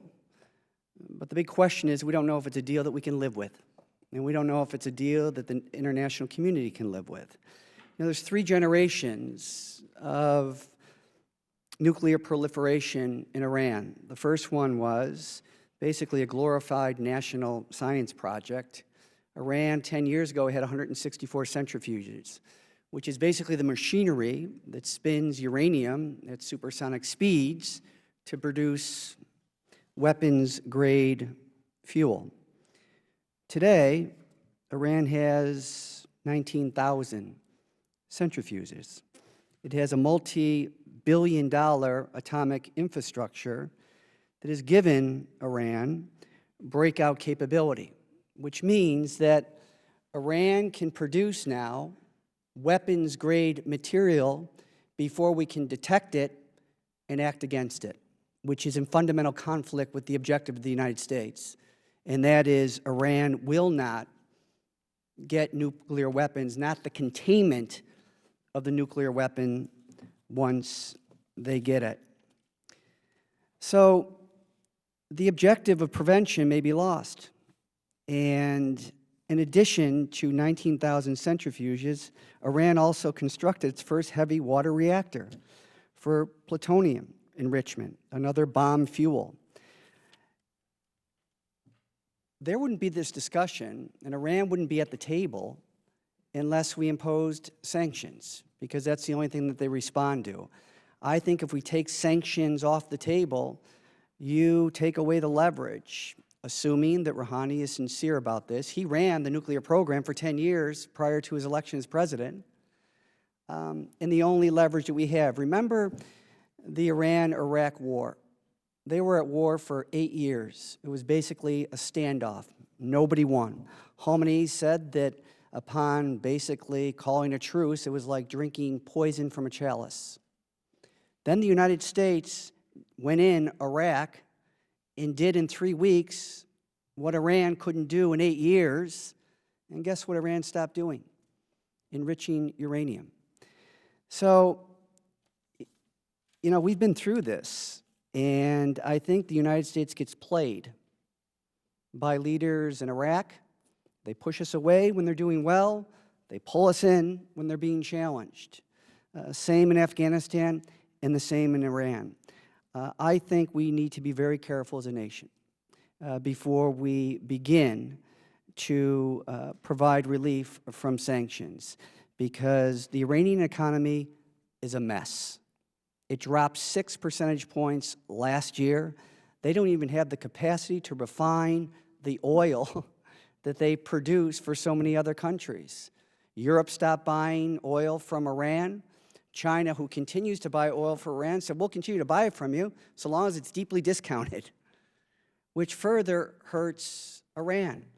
Now, there's 90 million people in that country, the vast majority of whom are under the age of 30. They are sick and tired of these repressive regimes, and because of social media, Twitter, internet, YouTube, they see how the rest of the world is living. And the tools of social media are not only used for aspirational purposes and seeing how everybody else is living, but it's used highly effectively for organizational purposes. Iran was always good at suppression. Tehran is not like New York City, it's like Los Angeles. It's spread out. But the regime was always good at keeping people down. So I just think that we need to be very, very careful. I know that I went on a little bit longer here, so I've just asked a brief comment. Thank you. Maybe we'll have them comment Okay. in someone else's I yield. question and answer. Thank you so much, Mr. Higgins. Mr. Perry is recognized. Thank you, Madam Chairman. Gentlemen, just a couple quotes because I think they bear repeating over and over again, and this is a key quote out of Iran earlier in the decade. The dilemma was if we offered a complete picture, the picture itself could lead us to the UN Security Council, and not providing a complete picture would also be a violation of the resolution, and we could have been referred to the Security Council for not implementing the resolution. And the next one, just from last week when President Rouhani said, as Judge Poe already indicated, the Geneva deal means the surrender of big powers before the great nation of Iran. And in that context, it seems to me that all of the American people, liberals, conservatives, Republicans, Democrats, people that don't care can see exactly what's happening here. And the only folks that genuinely support this somehow come out of academia with some hope for a better solution that's not based in reality. My first questions, I guess, would go to Mr. Albright. It seems like you are kind of in favor of the deal, but I just want to get your context. Do you understand, is the deal about non-proliferation? Is that what we're trying to get to? And is your opinion that it gets us a little closer to non-proliferation as quickly as you can?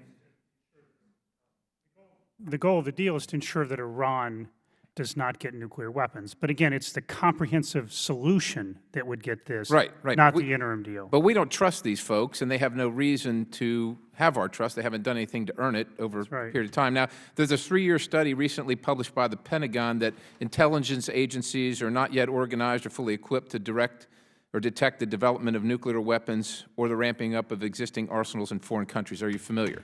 Yes. So with that in mind, have you ever been to Iran? No, I have not. I mean, you've seen it on a map. It's a big country, right? I mean, it's, Now, I've studied it a lot. yeah, hard to find big things and little things. Well, in- but one thing, that study, you have to remember, in Iran, the intelligence community's done pretty well. It's exposed many secret sites. Many, And- which is great, but there's not a lot of margin for error. So Ken, do you think the elements of the Joint Action Plan and the implementation agreement can be adequately verified under the current context? I think, well, the interim deal is limited steps. Yeah, I think that can be adequately verified. I think many things that are important are not included in that, and in order to verify those, there's going to have to be a great deal of stepped-up verification. In terms of the intelligence community, certainly any efforts to improve their abilities is good, but I would say that on But by your Iran, own testimony, didn't you already say that earlier this month, Iran has already been somewhat intractable and non-responsive or not well, interested? and that's right. But you asked me if it can be done. I think it can be, and one of the things, Okay. one of the verification So, conditions yeah, in the is, are context they that everything in the cooperative? world is possible, No, it's anything not can be done. possible. If Iran is not cooperative, they're not abiding by Right. the verification conditions, and that's an early test of whether they intend. But again, we're working within the context of there is no, in my mind anyhow, especially if you live in Israel, no margin for error. Well, I've lived in Israel, so I think there's plenty of room to design a verification regime. But you're not in to make Israel it- now. Well, obviously not. Okay, But there's so- plenty of. Okay, so Ambassador Wallace, have we already moved from prevention to containment? I certainly hope not, but it's certainly looking that way. Well, I would- how, I would does that, just- how is that I would measured? just- Do we know how that's measured? I would just say, particularly with the expertise in this panel, absent countries that fully and 100% cooperate, there's no such thing as verification that works. So we're deluding ourselves in the context of Iran that additional protocol plus, I don't want to speak for my colleagues, is all great to ask for, but absent 100% cooperation, verification equals bomb. Right. So back to my other question regarding containment or prevention, because we've been told by this administration we're going to prevent, we're going to prevent, we're going to prevent. I'm worried about this. Have we moved to containment? If we had made this deal 10, 15 years ago and locked in at a very early stage of an Iranian nuclear program, I would say we aren't containing. Now it sure looks like we're containing. Mr. Jones. So when did we get to containment, in your opinion? In, I don't know, maybe 2008, 2009. I mean, you know, it was a gradual process as they add more and more. But Could we, if we kept the sanctions present, could we have gotten, if we got to containment at 2008 and 9 and didn't admit it, if the sanctions would have continued, would we have been able to get back to prevention, in your opinion? Well, if we'd had the sort of sanctions we're talking about now back then, or maybe 2006, I think so. Now, I think it's too late. Thank you. Thank you, gentlemen. Thank you very much. Mr. Schneider. Thank you, Madam Chair. I want to thank the witnesses for being here today, for sharing your insights. I want to thank you for what you all do every day. I don't think a day goes by where I'm not reading something from Ioanni, from ISIS, from Balfour, many days from all three. So thank you. Yeah, I've said before, you highlighted here, the Joint Plan of Action is an agreement fraught with dangers. Some, Ali, as you said, is some known, some unknown. But I thought the point was well taken, that the real test of these negotiations is not the Joint Plan of Action, but the final comprehensive agreement, in my words, ending Iran's nuclear ambitions and rolling back and dismantling their nuclear programs. And that's what we have to work towards. I consider the Joint Plan of Action, it's necessary that it not be allowed, as you have all said, to extend beyond its parameters, ideally 6 months, at the longest the 12 months. We must block and then close any and all pathways for Iran to get a nuclear weapon, not just the plutonium pathway at the Iraq reactor. I believe the uranium enrichment, both in centrifuges and in laser. And as Mr. Heinonen said, we must address the military aspects. What you said in your testimony, a comprehensive deal can only be reached if uncertainties over Iran's military and nuclear capability are addressed. And I think that's crucial. Mr. Albright, you wrapped up your written testimony, and I think it's worth restating. An adequate, comprehensive solution will depend on the United States and its allies now making clear to Iran what is required of it, and that this is indeed a pivotal moment. I guess this is where I come in. My question to you all is, as we talk about passing a resolution in the House, extending what we passed last summer on the Nuclear Iran Prevention Act, I'm worried that if 6 months, 12 months, we're not quite there, the question will be, the argument will be, don't do more sanctions now because we're close. I'm worried that 12 months from now, if we're almost there but not quite, the argument's going to be, we must wait now. I'm further worried that as we sit here today, if we can clearly and transparently indicate to the Iranians not just what's expected, but that the sanctions that will follow a failure of these negotiations will be orders of magnitude greater than what they faced when it brought them to the table back in November, that makes it easier to stay on this path to peacefully ending their nuclear ambitions. I guess my question to the panel, and Mr. Albright, I'll start with you, is if the administration, or if the Congress passes a resolution, the House, that says this is what we intend to do if we can't go down this path, but we want to stay on the path that will peacefully end in a comprehensive solution, why is that not a good strategy? Yeah, I personally think it is. I think it's important to lay out the criteria that the agreement should reach or should ascribe to, that in a sense minimum conditions need to be laid out. I think it would be very useful. I think it would certainly clarify things to Iran. It would also make sure that the administration understands what the minimum conditions are. Because again, in the heat of the moment, there's tendencies to make compromises. So I think Congress has a very important role and hope that it can work out to lay down basic conditions that the agreement should reach. And I think the Senate started that and in the recent legislation introduced, and that can be extended. And I hope it is done, because Iran is certainly doing it. I mean, it's doing it privately inside Iran, I'm sure, and it's doing it publicly. Ambassador Wallace? Remember what we're talking about here. We're saying we're not going to do business with you. We're going to close our pocketbook. We're not invading them. We're just simply saying we don't like your policy. We're going to close our pocketbook. Somehow that's being turned into warmongering. Somehow that's in debate. I don't know about you all, but if somebody does something that I don't like, I don't want to do business with them. We shouldn't do business with Iran.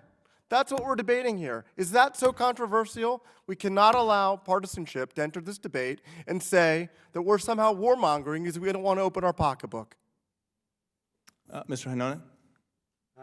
Actually, I agree with what the both of these gentlemen say, but a somewhat different way, if I may say so. First of all, I think it's important to put the red lines there and say what the United States of America want from Iran. That needs to be a clear-cut message, because Iran says at the same time, no one centrifuge will be dismantled. We will be building our reactors. So it's important for the discussion. But having said that, I'm going to interrupt you yet again. I'm rather disciplined with the time, because we're going to be voting, and then members won't have the time. Thank you, sir. Mr. DeSantis, my Florida colleague. Thank you, Madam Chairwoman, and thank for the witnesses. Ambassador Walls, I appreciate that last comment. I mean, when I'm hearing these things, when people say that us trying to move forward with sanctions is tantamount to us saying that we need to invade Iran, to me is just unacceptable. The President said not too long ago that he thought the chance of a deal actually succeeding was about 50-50. And to me, I was really alarmed by that. I mean, here's the guy who's supposed to believe in what they're doing, and he still thinks it's likely, or it's essentially a coin toss. It just seems to me that understanding the nature of this regime, we may never be able to actually have an agreement that works, just given who they are. But why would you go easy on sanctions? It seemed to me the way would be to apply more pressure on them, show them that we're serious about this, and maybe they would be able to reevaluate whether it's actually in their interest. So it had been mentioned earlier, but some of these military sites like Parchin, Ambassador Wallace, it doesn't seem to me that we would be able to really monitor what goes on there. You're right. Absent cooperation, we wouldn't be able to. I want to give some of my time to Ali because he was cut off a couple of times. But I was talking about sanctions previously and how wonderful in a bipartisan way this committee and other members in Congress have said what sanctions should be. Now, I respectfully implore you all to say what are your red lines on enrichment, on the heavy water reactor, and the like. Ali was about to refer to that, I think, in his testimony. But I've rarely, and I've had the privilege of testifying before you all many times, I've never asked something of you like this, but please, each one of you should go on the record with the President, the future President, as to what your red lines are. That's important that Congress speak with a unified voice. I beg you to do that. I defer to Ali. Ali, you need to get in there. You. What I wanted to say that it's not only about the United States of America, it's also about the unity of the international community. And more needs to be invested to be 5+1, get the Russians and Chinese fully behind, because without them, the sanctions will not be the success. So in terms of, and I think that's true with terms of what our red lines are, it seemed to me that the United Nations had always said that Iran wasn't going to be able to enrich. And now it's like, well, you can enrich a lot. So I think the red line for Congress should be no enrichment. I think that's the only way that we can have a somewhat degree of certainty that this is something that we can prevent from happening in terms of them having a nuclear weapon. One thing that's odd about this whole agreement and these negotiations is nobody's talking about, within the context of this, terrorism and Iran's role in international terrorism.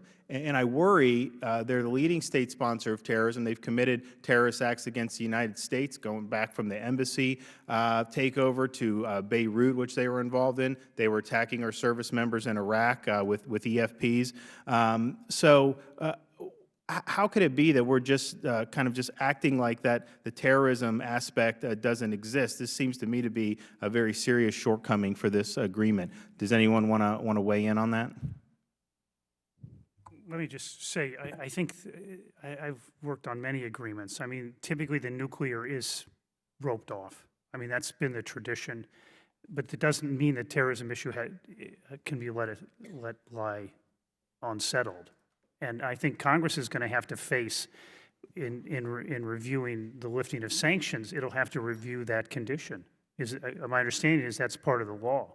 So I think the administration eventually is going to have to answer how it's going to deal with that. But traditionally, these nuclear deals are done in I don't want to say in isolation, but done as cutouts in a sense. And it would be up to, in a sense, oversight to decide whether that is enough to remove sanctions. I just wonder whether that model is applicable to a regime like this as it would have been to maybe some of these other nuclear powers. And of course, we have had negotiations with countries like North Korea that have ended up backfiring on us. So I appreciate that, but I still have a lot of concerns. So, Mr. Jones, I mean, what would you recommend? I mean, you say, hey, this is the cat's out of the bag. So what should we be doing in Congress if we're somebody who is concerned about this regime possessing nuclear weapons? You seem to think that we're not going to be able to prevent that at this point. So what should our response in Congress be? I'm not sure, other than to look at the problem more broadly. I mean, to look down the road to prevent further Irans. We've had a string of failures: Pakistan, North Korea, Iran.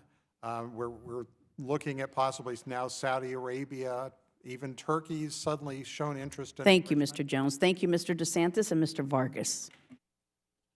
Thank you very much, Madam Chair. And again, thank you for holding this hearing. I appreciate it, and thank you to the witnesses.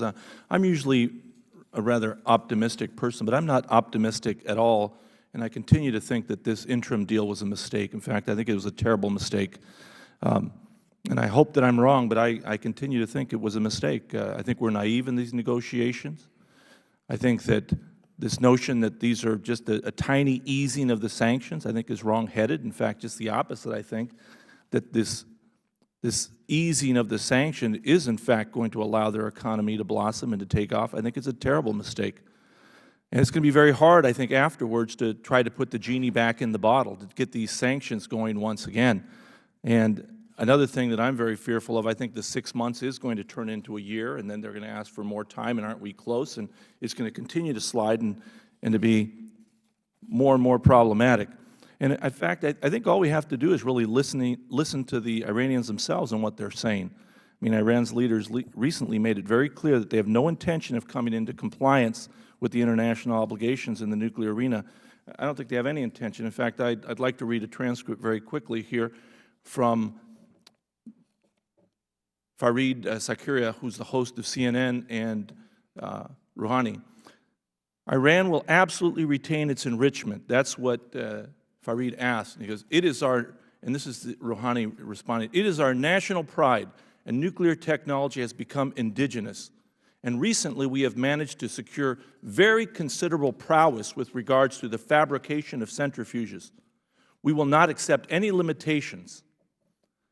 So Zakaria asked him again, so there will be no destruction of centrifuges or existing centrifuges? Rouhani, no, not at all.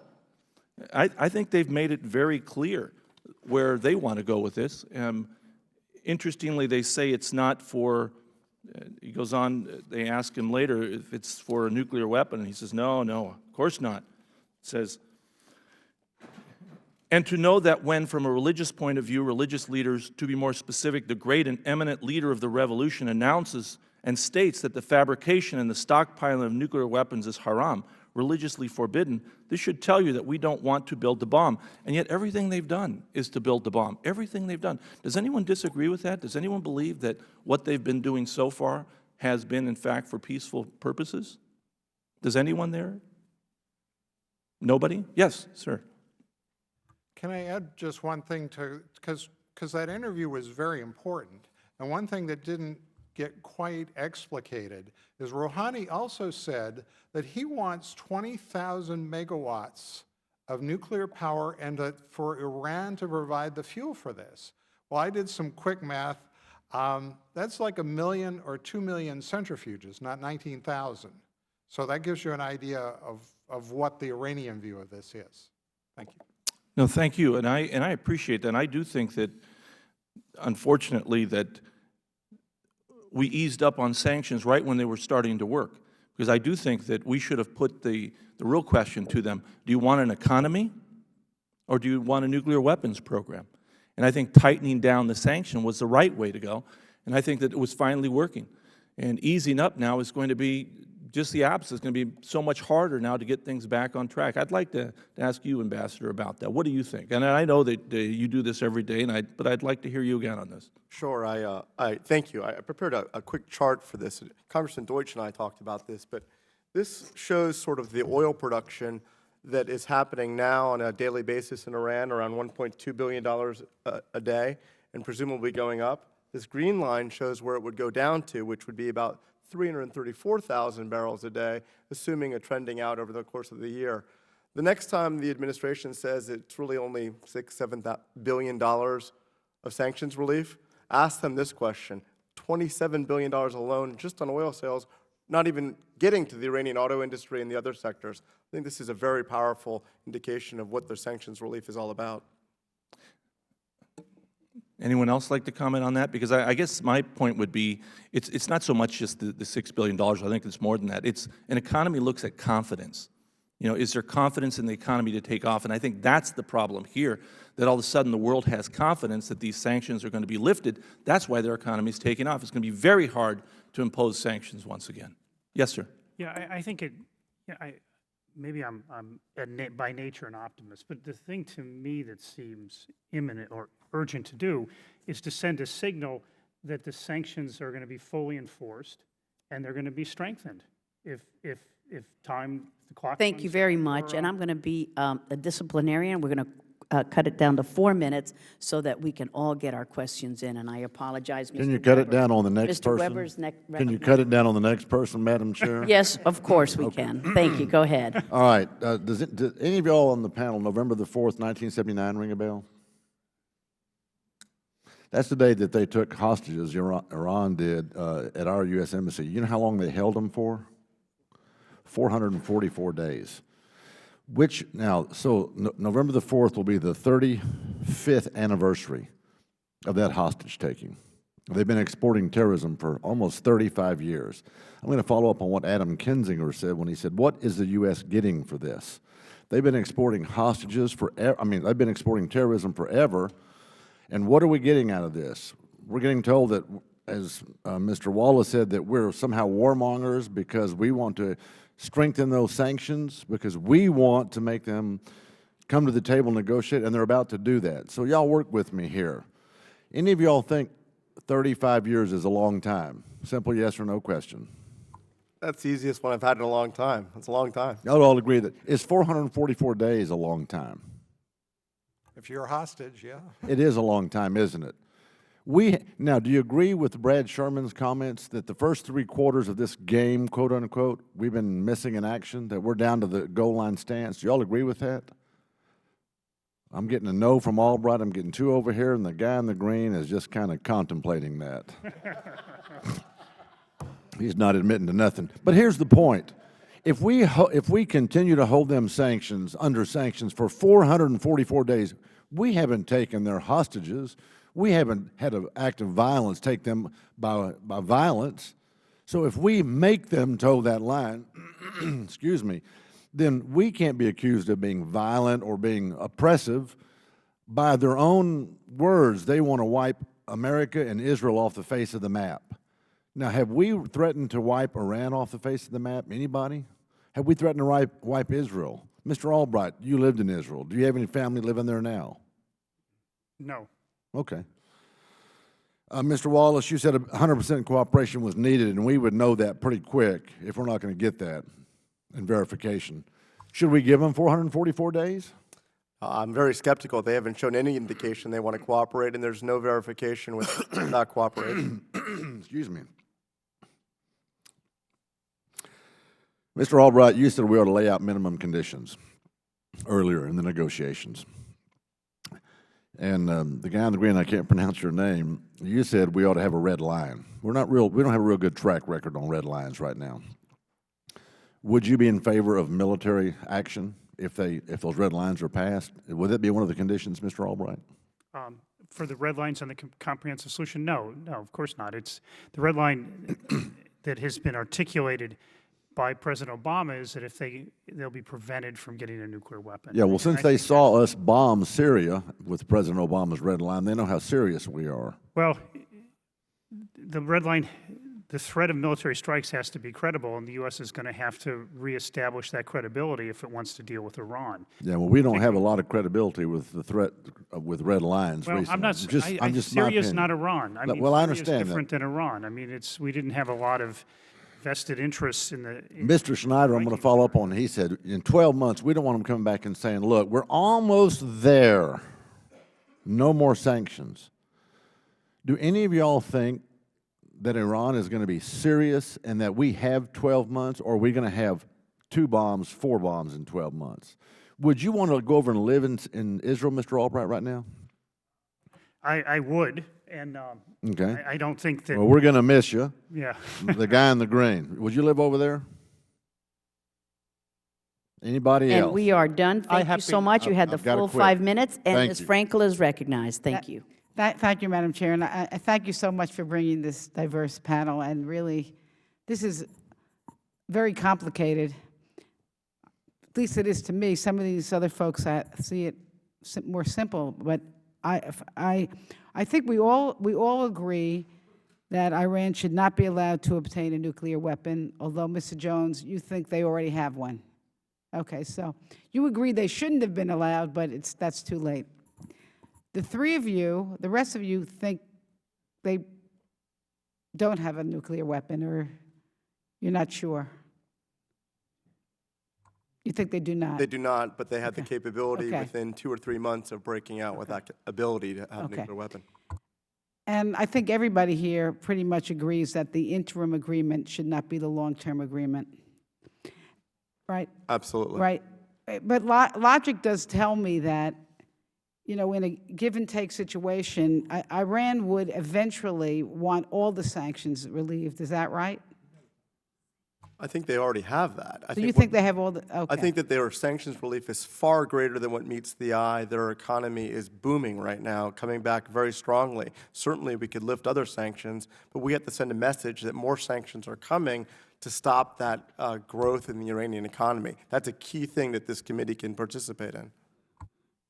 Okay, so But do they expect further relief if they get, I mean, in other words, we would expect them to go further, give up something further than what's in the interim agreement in order to get further relief. Well, remember the current agreement says that when we finally get done, there's not going to be any restrictions on Iran at all. They're going to be treated like any other non-nuclear weapon party to the NPT. That means they're scot-free at that point.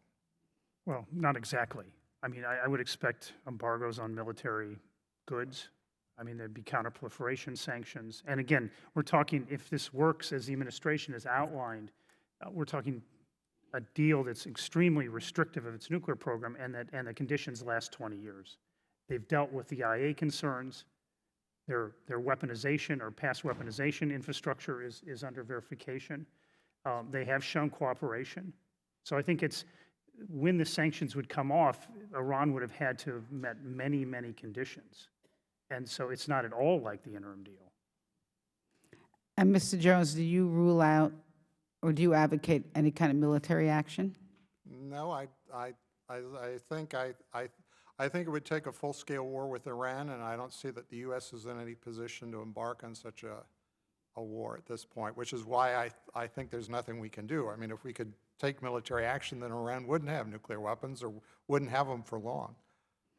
Okay, so it's very easy to be it's easier to be the Monday morning quarterback, so let me just, it is what it is right now. Could you each, my last question is, what do you recommend we do next, given the situation? 6 months from the adoption of the interim agreement, this Congress should make clear that Iran will face the most robust sanctions in history, and its oil sales will go down to nearly zero, its auto industry will not be able to function, and their economy will cease to exist. That's the message this committee must send in order for Iran to dial back its nuclear program, which is a requirement, in my opinion, for a final deal. Well, I don't believe the sanctions are going to be nearly that effective. The Russians are already said they're going to negotiate a barter arrangement to launder Iranian oil. I think the Iranians have options. The Indians have helped them as well, so have the Chinese. I'm not optimistic. Yeah, I think it's important to articulate what a comprehensive solution should look like. If you want zero enrichment, articulate it. If you want, Thank you so very much. I appreciate it. Mr. Cook. Thank you, Madam Chair. Ambassador Wallace, I really appreciated what you said about sanctions. I actually believe in them too. There's always variables that are associated with it. My background, I was in the military for quite a while, 26 years, and we always had the NATO scenarios. This is back in the Cold War time, and the threat was always the Soviet Union for nuclear war. And after the wall came down, we've never had those similar scenarios, and now it's kind of changed completely with what is going on with North Korea and obviously Iran. In your opinion, how close, in your opinion, anyone, do you think that Iran would, I think we all agree that they are going to get the bomb, and many of them, would they use it? Or is it just a threat? I think one of the greatest dangers of Iran going nuclear are the incredible sectarian tensions that are plaguing that region right now, and the fact that we'll have a nuclear arms race in the region. We'll take the most volatile region in the world, and we will make it more volatile and nuclear volatile. And if it were me, as a leader, if I were a leader of one of those countries, the Ayatollah and others have said that they could conceivably use these types of weapons before. I think you have to take them at their word, and I think that you have to take the threat seriously. Before you answer anymore, the reaction of other countries. Let's just go with the scenario that they have the nuclear bomb. We're talking about Saudi Arabia, some of the other Arab states, the Arab, Persian, Iranian, the animosity between them. Do you foresee many other countries that would be very eager to do exactly what Iran did just because of what happened? And any suggestions on what countries would acquire the bomb in them region? I think it's very clear that other countries in the region are, again, playing along the sectarian lines, would seek to go nuclear. It might take them a little bit of time. Which ones? Saudi Arabia. Anyone else? I think the Emirates. I think Turkey, Egypt, a variety of countries in the region. So as many as perhaps 6? All of them. Okay. Does the panel share that opinion? I'm not sure I'd go quite so high, but I'd also point outside the region. I mean, with North Korea, and if the general regime starts to collapse, I think we could be talking about South Korea, Japan. I mean, I think this problem is broader than the Middle East. And then the possibility for use of a nuclear attack from a mathematical standpoint, if you do the math, which is very, very scary, there would be some kind of event as opposed to when it was in the Cold War, what was limited to just a few powers. Well, certainly, I'm already, frankly, quite concerned about Pakistan. I mean, it looks like at various points Pakistan might just dissolve or break into some sort of Islamist sectarian fight, and who knows who would wind up with the weapons. Well, thank Same you. thing with North Korea. I just wanted to... I think it shows why it's so important to prevent Iran from getting nuclear weapons. And I agree with you, and I just, you know, trust and verify, and going down this road, it just shows how naive we are, and the consequences are enormous. And I hope this body here, which seems to be one of the few that is addressing this, will continue to fight for that action. Thank you, Madam Chair. I yield. Thank you very much. And although votes have started, we have 2 more members who are going to ask questions, so we're fine with the time. I didn't cut anyone off. Mr. Connolly is recognized. Thank you, Madam Chairman, and welcome to the panel. My colleague just referred to naivete.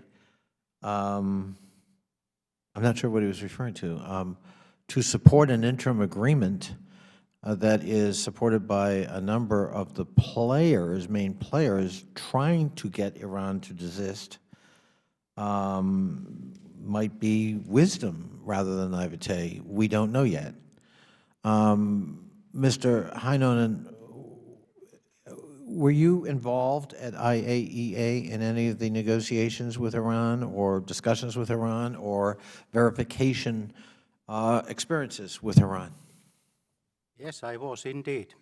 Visited number of times, maybe 20, 30 times. Is it your impression, based on that experience, that Iran is hell-bent on getting nuclear weapons and that an interim agreement, such as the one successfully negotiated, is merely a stalling tactic until they reach their ultimate goal? I think there's one more scenario here, and this is that Iran boosts its enrichment capability to such a level that it is not in breaking its safeguards obligation, but may not be in the spirit of the NPT. And this will be the most difficult situation for the international community to handle. Were you surprised, based on your knowledge and experience in Iran, that they agreed to this interim agreement? No, I was not surprised, because I have seen and following this partial, small deal, small step at a time, agree on something, then back off and agree again. So this is in the pattern, but now we need to break this pattern. And this is where the red lines and the resolutions and determined mind comes to the picture. Ambassador Wallace, you talked about the complete shutdown of their economy. One wonders whether that's possible, but certainly their economy has hurt based on fairly about as, I mean, I'm old enough to remember sanctions going way back on all kinds of countries and with a spotty record. I mean, sometimes sanctions work pretty well, sometimes they don't. And it's not clear to me that they are always an efficacious tool of foreign policy. But they certainly are a tool available to us, and in this case, it looks like it has had a desired effect. I assume that your concern is that with the best of intentions with an interim agreement that we take our foot off that pedal a little bit and ease back on sanctions, if not the United States, others, and that obviously would be a counterproductive development until we see their performance in this agreement and their willingness to now finalize an agreement 6 months hence. Could you, yeah. I think that's right, Congressman. My concern is not just the foot off the gas, though, but I think we really dialed back the sanctions regime and their economy is flourishing. We measure their currency, we measure their inflation, we measure their stock market, and it is booming. And I'm concerned that the very little concessions that we got, no real rollback, was met with a dramatic rollback of the economic pressure so that they had an economic boom to their economy. And I think my concern is, and I was certainly being effusive, you can't shut down their economy, but we could certainly get their oil sales down to a few 100,000 barrels, and we should try. But until very recently, all the reports I saw were that they were having trouble moving their oil on international markets. The low point was about 761,000 barrels a day. Right now, it's already gone up to 1.2 million barrels a day and even higher. Is that, excuse me for interrupting, but is that because of some of the carve-outs in the agreement for India, for example, and some others? It has been, actually, if the carve-outs were kept in place, the reduction of oil sales would go down to about 334,000 barrels. Right now, we're on a trajectory of between 1.2 plus over the course of this year. That was in anticipation of the agreement and the agreement itself. So you've seen a huge economic windfall for the Iranians. My time is up. Thank you, Madam Chairman, and thank you. An ex-Senate staffer when all of those sanctions. You forgot to. It's not something I bring attention to, but. Inside joke here. And to wrap up, Mr. Collins, we're expecting big things from you. Well, we're toward the Recognize. end here, and we'll get to it. Thank you, Madam Chair. Look, I think the interesting comments right there in just that last conversation is Iran would take a little, then they'd back up, take a little, back up, and then Mr. Wallace just pointed out, they're now took a little, and now their economy is doing well. It's ever more incentive just to back up and say, well, we can't get there right now. Can we get a little more time? Can we? And I think that's the concern that most of us have here, is the sense of, as has been said earlier, and I'm not going to rehash it because I've got a more specific question, is when you look at it, we frankly did not get anything from this. They got what they were looking for, and I think the only reason we got to the place to start with was the sanctions were having an effect. So we'll have to look at it from a different perspective. I want to get a little more technical, and anyone can answer this question. 3 basic steps needed to produce a nuclear weapon. You know, producing a fissile material, sufficient quantity and quality. For the nuclear device, you have to have a weaponized survivable nuclear warhead, and produce an effective means for delivering the weapon. So I have a question. What is known of Iran's development of the delivery method for a nuclear warhead, and what type of delivery mechanism would be needed to develop to target Israel or the U.S.? I mean, their ballistic missile capability is pretty robust. I mean, what is not known, do they have the ability to put a warhead on that ballistic missile? And there's divisions whether they can actually do that. Okay. Eventually, they would be able to if they went down that route. Right. Can I say, though, I don't think we got nothing for this deal. I mean, I don't want to get into a debate. I'm sure you did last week with the administration, but we did get something, and so I think that that has to be messed over. I think would be a good. No, I think progress was stopped. Freezes were something, and so I think there were benefits to this deal, and we can argue the value in terms of sanctions, and I think we're all worried about the sanctions slipping more than the administration intended. No, actually, I'm not worried as much about a sanction. I'm worried about a nuclear Iran. Well, and I think when we can have a disagreement in understanding what that, and I'll happily concede your point and my point, but I think one of the things that is concerned here is if we're looking toward this, let's look at the overall of the pattern of what is developed. You have an opinion that it worked. I have an opinion that it doesn't. Mm-hmm. And I think the concern is a nuclear Iran that has this capability here, which I'm concerned about from an actual projection and actual use of the nuclear material to actually provide a warhead that actually can be used against Israel and actually be used against the United States. That's my question. Yeah. And my question, next question, was, if targeted with a nuclear warhead, what deterrent, if any, does Israel have? Israel's in a bad situation. I mean, it's a nation that 1 or 2 nuclear weapons, if they had sufficient yield, can almost end its existence. So, I mean, for Israel, it truly is an existential threat. And I think it would argue that we have to work harder together to keep Iran from getting nuclear weapons. Well, you would also have to agree, and from you or Ambassador Walton, anybody wants to, it's not just a threat to Israel, it's a threat to us. We have assets in that region that we can't overlook. We think about Israel, and other members of this committee have worked very hard on our partnership with Israel and helping Israel. But we also have to look at it. We can't just neglect ourselves from this. We have assets. I served in Iraq. We still got military people there. This is something we can't take apart. Congressman, you're right. And as you know, you served in Iraq. Most of the very sad casualties that occurred in Iraq were as a result of Iranian meddling. Right now, one big absence in this hearing was Iran's role in Syria. Many, if not all, a vast majority of the casualties are occurring as a result of Iranian largesse, arms, and money. So we haven't even touched on that part of the Iranian. I don't think we mentioned Syria one time in terms of Iran's support of Syria in this hearing. Well, and how much they got out of this deal, you talking about who lost, I think that's an issue that does need to be discussed, and the amount of money they have now that they could funnel into Syria. Thank you, Mr. Collins. But now the Florida contingent is really the best. Dr. Yoho, you're going to finish it up. Thank you, Madam Chair. I appreciate you guys' patience. Mr. Jones, you said, I feel Iran will get nuclear weapons. And that's something I've talked about before on these panels. In fact, we had Ambassador Bolton here, and he said we can't allow that to happen.